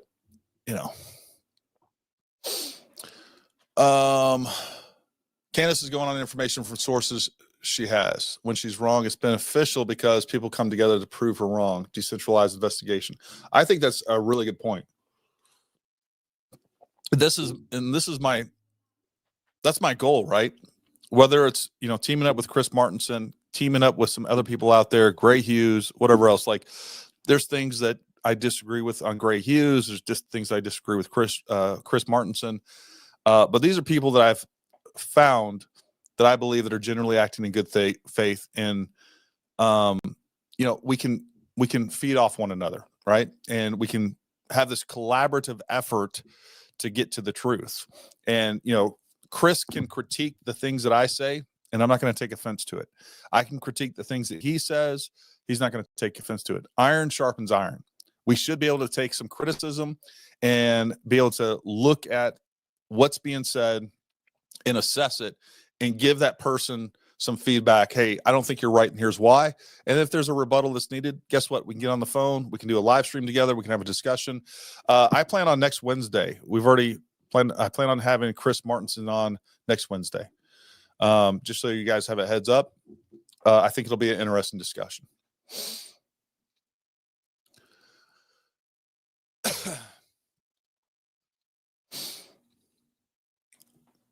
Grifter is someone who says things they know are wrong for money. I agree with that. And there are definitely lots of people out there. What happened in Butler, Gary? If you know more than Candace or anyone else, what happened in Butler? See, no one knows still. I didn't say that I know more than Candace about Butler or anything else. What I do know, here's what I can tell you that none of us know about Butler. And I agree that we all have the right to be outraged about it. We still have no clue who Crooks was. There is definitely a internet footprint there. I think there's connections that can and have been made that we've been kept in the dark about. So I agree with any outrage that we have with the outcomes of Butler. We had an administration that couldn't care less. We had an FBI that held the entire they held contempt for the American people. And there is that attitude amongst the federal law enforcement agencies. They do not feel like they answer to the American people. We've completely gotten this constitutional republic completely wrong. Like, the way this is ran, it's upside down right now. And I agree with the outrage and all that stuff. Like, they said it was from the back, no blood, in a hatch, 2-shooter everywhere. Everything was wrong. So that's another thing that did come out. I did make a video on it. I thought it was pointless to make it. Now we have all these videos that are coming out where you can see everybody was saying it was from the hatch, that utility door that's up front.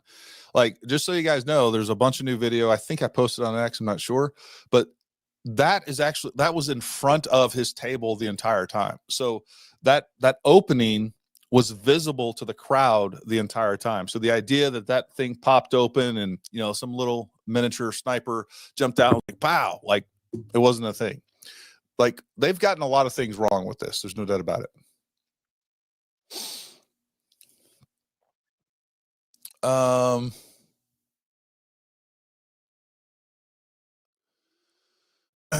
Terry, people aren't reading the signs. Or leaders who are trying to stop it. I know Trump is fighting it.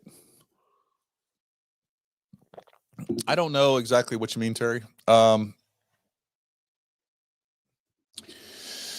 a little disappointed in some of the reaction of this administration. There's definitely major elements, like Pam Bondi. She needs to go.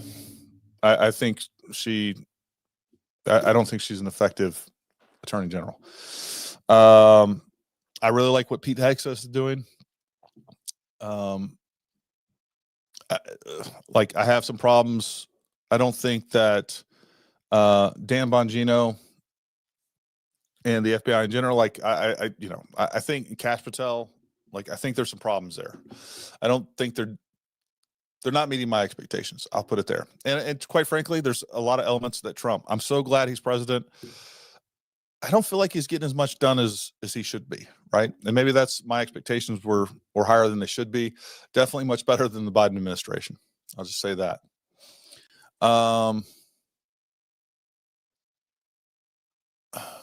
Charlie wondered if there was a stand down order. He said you can't go 10 feet without seeing armed men. A stand down order. I think you're referencing Butler, John. I'm not exactly sure. Look, I think with Butler, one of the biggest problems is that we definitely had a Secret Service. We had a federal government intentionally. Number one, we had two things happening at once. Number one, we had this explosive, crazy rhetoric that was taking place, calling Trump a Nazi, calling Trump racist, calling Trump all the things. And then at the same time, knowing that the threat that he was under, they without a doubt held resources. Without a doubt. There's a conspiracy there. They withheld resources. They were putting the bait out there, and then they were putting Trump out there as the bait without the resources that were needed to protect him. I think that is 100% accurate. So if that's what you're talking about, I agree that I don't know if there was a stand down order to the people there. I think generally speaking, they knew they didn't have the resources. And I had a friend of mine that was a former counter sniper team member, for the Secret Service. Before we found out everything we found out, he laid out what he would expect that package to look like. Having a counter sniper response team, he's like, that's just going to be standard for, somebody like Trump. That didn't exist. So there was all these assets, that are and were available and should have been standard operating procedures, but those were not given to Trump. So I think that's part of it. And then we definitely have some issues with the fact that we still don't know anything about Thomas Crooks.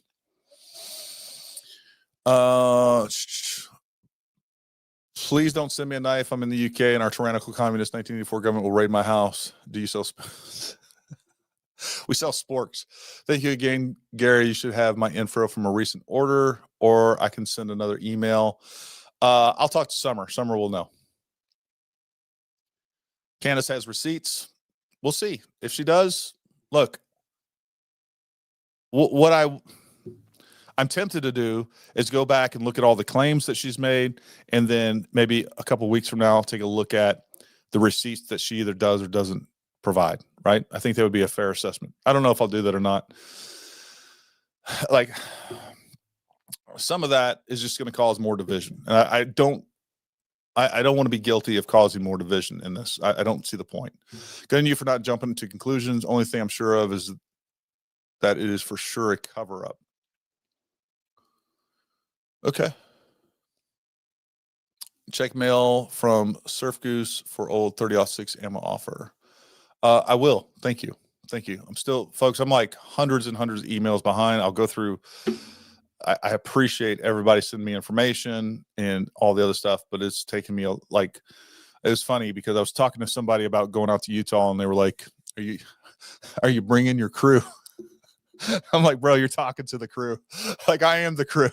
I am the videographer, the editor, sound guy, freaking producer, you name it. I just hired somebody to help me a little bit with some of this stuff. He's a younger kid. We're trying to get him schooled up, but man, I'm the crew.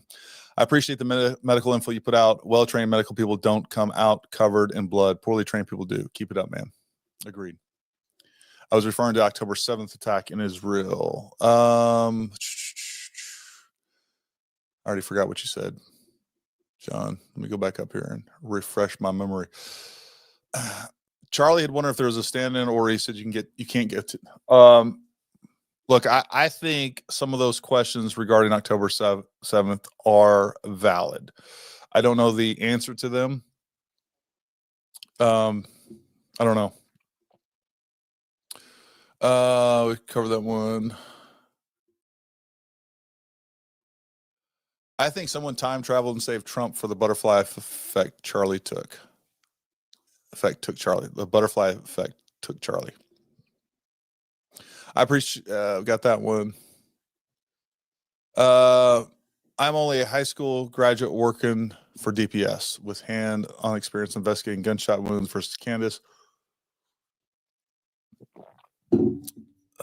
Hands-on experience of investigating gunshot wound versus Candace. Not sure the education level with no hands-on investigation. The thing with Candace, I think we'll have to agree on is I think she's taken a lot of information and opinions secondhand. I mean, she clearly doesn't have some of the expertise and everything else to say whether or not it was a 30-06 or whatever else, right? Like, I think we can all agree that's not her area of expertise. It's just not, right? So some of the stuff she's definitely going to be taking the opinions of other people. So that might help explain some of it. But again, it is what it is. You know what, GS70 Stealth, you sent me an email too. You were a big help. I'm going to send you a knife as well. You're going to get a knife. 2 knives, one stream fire going out tonight. And we appreciate the support. A video on YouTube by a video expert works for Hollywood has opinion. It couldn't have been TR, and he explains that based on data analysis. You see, I will try to check that out. I know there's a lot of people that I've seen in the comments that claim they worked in FX and all this other stuff. And they're like, hey, Charlie's not dead. He's faked his death. That was a squib. All these things. I don't, like, I'll check out his video. Like, I don't know, because you've worked in Hollywood, what kind of credibility or experiences that give you when it comes to forensic analysis and some things like that. So we'll take a look at that. I'll try to find it. Send me a link, man. Either on X or DLPodcast at ParamountTactical.com. We'll check that out. And going back here through the lives.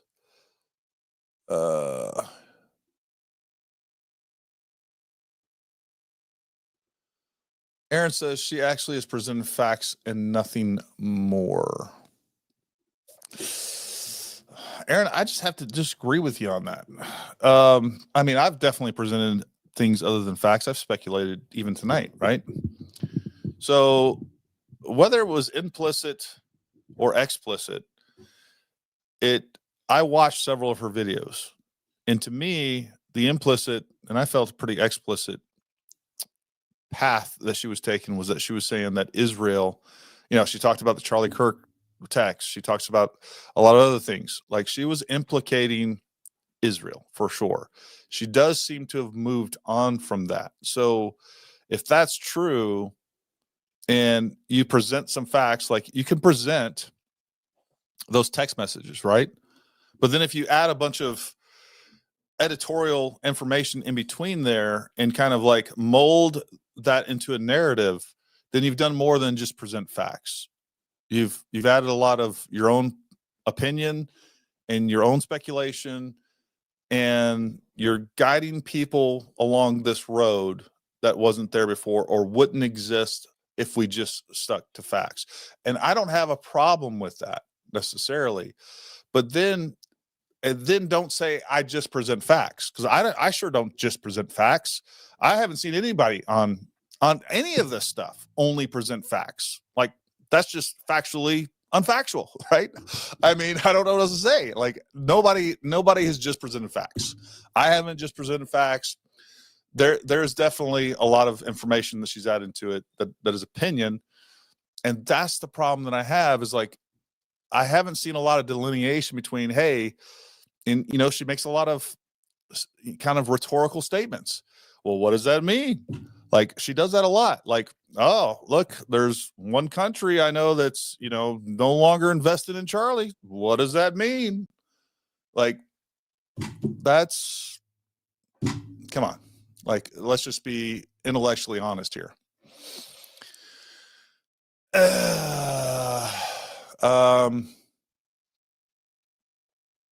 I like Candace, but there are holes in her narrative, big ones. She shouldn't have come out and redacted. She should have come out and redacted at least the video where she says Tyler never says vehicle. He clearly says it in the clip after that. Yeah, there's a couple of things that I know people, like, I'm not going to sit around and try to prove and nitpick and micro critique everything that Candace says. Like, I generally don't even watch her content for the most part, especially as of late.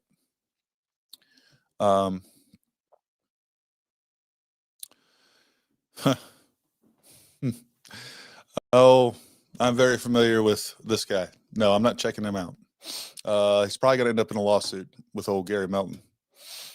I know, but people will say the government would never do this. Yeah, right. I agree with that. I think that the government is perfectly capable of this. Doesn't mean that they did. And that's the other thing too. Like, we can agree that JFK happened. We can agree, like, there's a whole, like, I went through a bunch of conspiracies that are absolutely true. Like, whether we're talking about MK Ultra, whether we're talking about multiple branches of MK Ultra and some of the horrible things. I was just listening to the Joe Rogan podcast with, what was his name?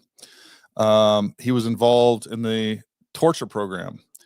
John Carricow. Him outlining some of the things that they were doing in the torture program I wasn't aware of. Like, it's horrific. It's horrific that we participated in some of those things. Our government has done all kinds of things, like January 6th, conspiracy, absolute abuse of power. I still have a lot of questions when it comes to, I don't have a lot of questions. I am 100% convinced that we had outright massive voter fraud taking place in 2020. Like, there's nothing you can tell me that will convince me otherwise. I believe that to be true. And the problem with voter fraud, it's easy to commit. It's really hard. It's difficult to prove. And on top of that, there was no will to prove it. Like, we had no investigative journalists from, any of the major news organizations that were going out and trying to fire. They didn't want to touch it. Most of the politicians on the right, it was such a third rail for them that they didn't want to touch it. They want to put their head in the sand. Let's just move on. There's no way we're going to go back and prove it. And they're probably right. It's probably the pragmatic thing to do politically. I understand that, but I think there was massive voter fraud. So there are clear conspiracies that take place all the time, but that we got to figure out how to be discerning between what is and what isn't. And again, I don't think we have enough information here to say that there was or was not. That's why I'm going out to Utah. I want to be able to hold our government accountable.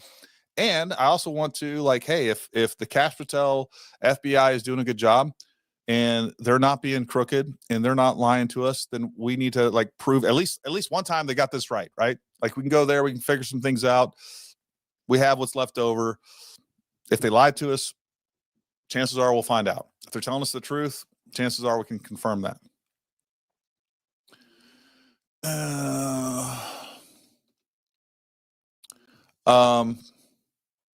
Oh, sorry, I missed your question altogether, Clinton.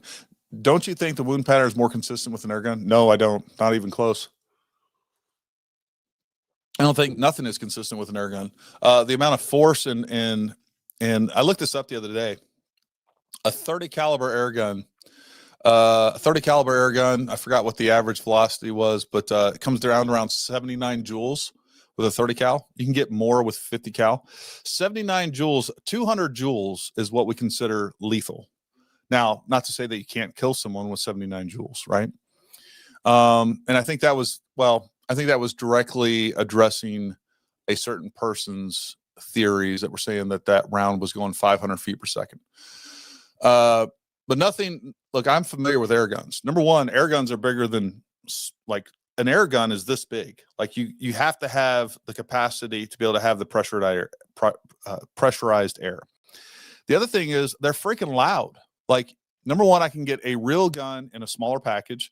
I can have that thing suppressed, be as quiet or quieter than an air gun. Air guns are loud, folks. The high-powered ones that people use for hunting and things like that, super loud. They're like 110, 120 decibels, which is just below considered hearing safe. It's extremely loud. People would hear it. I've seen videos reacting to vote. I've seen actress videos reacting videos on how scripted Erica has sounded. I think she probably is sounding scripted. I think a lot of what she's doing is scripted and pre-planned and everything else. I think when you're ahead of an organization like that, and I think what she's trying to do is, like, the idea that Erica is in on it and she had Charlie killed, I dismiss that outright. I'll just be honest with you. For right or wrong, I don't think it's true. And I think some of that is scripted. Like, she's getting out there, she's trying to get out in front, she's trying to carry on the legacy of her husband and trying to help lead that company. And yeah, I mean, a lot of it, she's probably reading off a teleprompter half the time to know what she's saying and trying to get things right. And she wasn't as public facing and forward facing as Charlie. Like, there's going to be a transition period there. I don't know what to say about that. Like, she's also probably grieving and trying to figure out how to raise 2 kids without a father. And like, man, I can only imagine like the lack of compassion that people have when it comes to some of these things that people are saying. I just find dumbfounding. I don't have a good answer for it. There's some conspiracy theories that make me think, and then there are some where I'm like, can anyone really think that? I agree. And we got to be able to differentiate those two. Don't listen to Valhalla. Have you looked at how Hunter Kozak has practiced his reaction to CK being shot? I haven't looked at that. I'll try.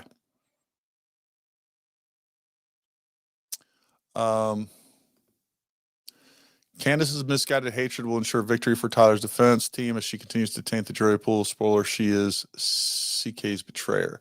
I don't know. Well, first of all, I don't know. Look, I don't think that all of this editorial nonsense on YouTube and everything else, Candace or otherwise, I don't think it's going to have an impact on the jury pool.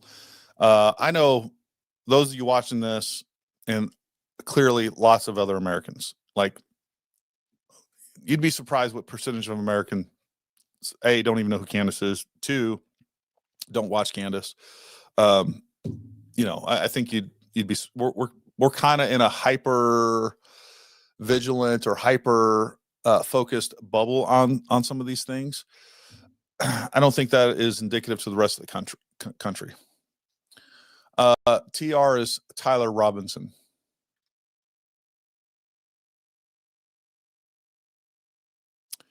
Yeah, Charlie would not let some kid die to fake his death. Stop it. Yeah, I agree with that.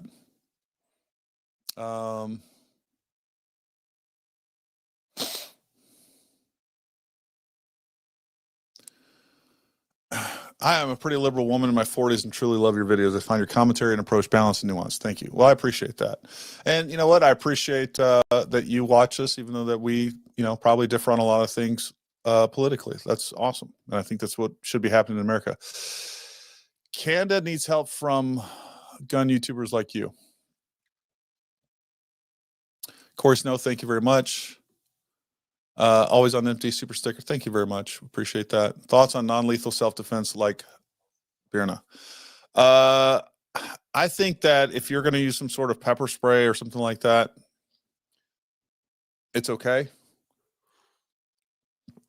If you're not comfortable carrying a firearm, it's better to have something than nothing. I think you need to train with that. You need to know what you're getting into. I think that if you can in your area, look, I think some threats, without a doubt, are going to require lethal force. That's what I think. If you're not going to do anything else, it's better to have something than nothing. Do you think TPUSA is suspect in the case now? Not really. I mean, I don't know what they gained here. Like, yeah, I just don't. Like, all the things that people attribute that come up with, like, hey, this is proof that TPUSA is in on it. Whether it's taking the footage, I think getting back there behind the camera, taking the footage was the right thing to do. I think that's what they should have done to secure that footage. All of that footage is clearly with the FBI right now. Look, I think that if the TPUSA is in on it, you'd have to say that the FBI is in on it too. And I think that's a bridge too far for me, because they're going to get all of that stuff, right? So that's kind of where I'm at on that. Candace needs to pull out from conspiracy taking points because she has no idea what's up with the topic. Candace can stay on the easy stuff, not on the complicated stuff with zero evidence. I think Candace is super effective at politics, right? It's far be it for me or anyone to tell Candace what she should or should not cover. I think she clearly is getting a lot of new supporters. I mean, what she's doing is effective. There's no doubt about it. U-Haul. Thank you. Dan Amoroso, you have a cool last name. All right. You guys are brothers from different mothers.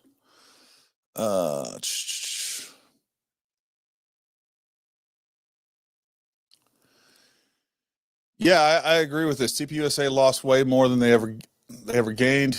Who is to say it will be as strong without Charlie? That would be dumb. I agree with that. I agree with it. If I could get this up, folks, I want to leave everybody. Oops, sorry, wrong thing here. I want to show everybody one last video. If I can pull this up and I have it in the right spot, because I think this one is really, really important. All right. This is the video I want to play. Let me pull this down. And I want to leave everybody with this. Because when it comes to some of this anti-Semitism stuff that's coming about, it really bothers me as Americans that we're kind of engaged in some of this stuff. Charlie, I had a quick question about anti-Semitism online. Another question here they asked about Candace Owens, and I'm a big fan of you. I was a big fan of her, but she's obviously been going down this anti-Semitic bent. And through her, I'm kind of finding out about these other characters online, like Nick, for instance. I'm sure you've heard of him. And these people, they've been active for a long time, and it seems like they've just been ignored, which is working, but now they're kind of surging in popularity. And as someone who I enjoy watching your debates, are they people you'd be willing to engage with and maybe shut them down in a way through a debate or something like that? Well, I mean, I'll debate Candace. But no, look, I'll debate anybody that shows up at our campus events first and foremost. But I do want to take what you say and extrapolate that there is a corner of the internet of people that want to point and blame the Jews for all their problems. Everybody, this is demonic and it's from the pit of hell. And it should not be tolerated, period. But it goes to a structural problem of an entire generation that has economic resentment. They don't own anything. They're not getting married. They're not having children. They're depressed. They're anxious. They're staring at their screens all day long. And all of a sudden, your extrapolation of all that is, well, it's the Jews' fault. That is sloppy and shallow thinking. And not only that, they say, oh, it's the Jews' fault. Okay, let's kind of play this out. Well, tuberculosis, that used to kill about 1 billion people. It's a group of Jewish scientists that came up with the antibiotic that cured tuberculosis. How about CPR, the MRI machine? There's over 500 million lives that were saved over the last 50 years because of people that were Jewish scientists that were working on things. They'll never say thank you to the Jews, but they'll always say shame on the Jews. It's weird how that works. And finally, they always blame the Jews for stuff. Jewish people are an ethnicity. So therefore, definitionally, you have people that are secular, Orthodox, religious, that are all over the spectrum. You're trying to blame an entire ethnicity for a singular problem. Hold on, let's take a step back here. Instead of that, what could you possibly do in your own personal life to improve your own state of being? If you are blaming 0.02% of the world's population for all of your problems, that is not going to be good for your soul. It's not good for your psychology. It's not good for your future in any way, shape, or form. And so I would just say this, that any young person that goes into this hyper online brain rot, you are serving yourself over to your own demise. You are serving yourself into a suicide mission that will not make you happier and not make you healthier. Instead, here's what your attitude should be. Your attitude should be like, I can't own stuff. I got it. Can't own a home. I'm not getting married. I don't know who to date. He said, wow, the challenges are immense. I'm going to now overcome all those challenges and go on an adventure. I'm going to prove everyone wrong. I'm now not going to be a victim. I'm going to be a victor. I'm going to dig deep. This is still a great country. This is a free country. I'm going to use my agency. I'm going to use my ability. And I'm not just going to go point in the corner and be like, I'm overweight because of the Jews. Women don't want to date me because of the Jews. How about this? As Jordan Peterson would say, sit up straight with your shoulders back, follow the rules for life, make yourself interesting, learn something new every single day, and instead of pointing at a small group of people and engaging in this brain rot, become a better person. You'll be a happier and healthier, more joyful and productive person. All right. So I think that's words to live by regardless of where you're at in life. You know, at the end of the day, this is a super unfortunate event. I think all of us are still working through, right? But I think we need to realize what still makes us successful, what still makes our country successful. Like, we can't lose sight of those things. And I think that's super, super important to keep our eyes on. A couple last. Emily Merrill, as a former medic and Navy vet, blood from CK and response team was normal. I've been covered in blood from minor capillary head wounds, and my DOA sometime had little. Thank you, Gary, for logic. Well, thank you for your service too, Emily. Goose, all principles of parsimony make sense except large entry, no exit. Only makes sense if self-loaded light or old degraded ammo. In my opinion, Occam's razor fan. Yeah, there's definitely something that needs to be explained with the ballistics. I agree with everybody on that.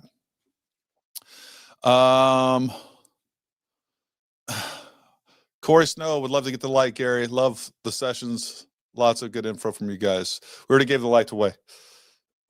We gave it to, yeah, I sent you guys. You know who I gave it to. I really appreciate you reading out my chat, paying respects for best friend Roscoe. His other nickname was the Yote on account of the fact his coat looked like a coyote's. You're a real one, man. Thanks. All right, folks, we're going to call it a night right there. But listen, I really, really appreciate you guys tuning in. Go follow me over on Twitter, X. All that account information. If you want to follow us on Instagram too, we'd appreciate that. Make sure you like, subscribe, all that stuff. Again, you guys are going to be seeing some updates from me very soon regarding Utah trip there. I'm sure we'll be doing some content while we're there as well. Got a lot of stuff coming. We'll have the plan is to have Chris Martinson on Wednesday at 8 p.m. Eastern time. So make sure you join us for that as well. And we'll see if we need to put out some more content in between them. But anyways, like, subscribe, all those things. Appreciate you guys more than you'll ever know. But until next time, stay armed, stay ready. We'll talk to you.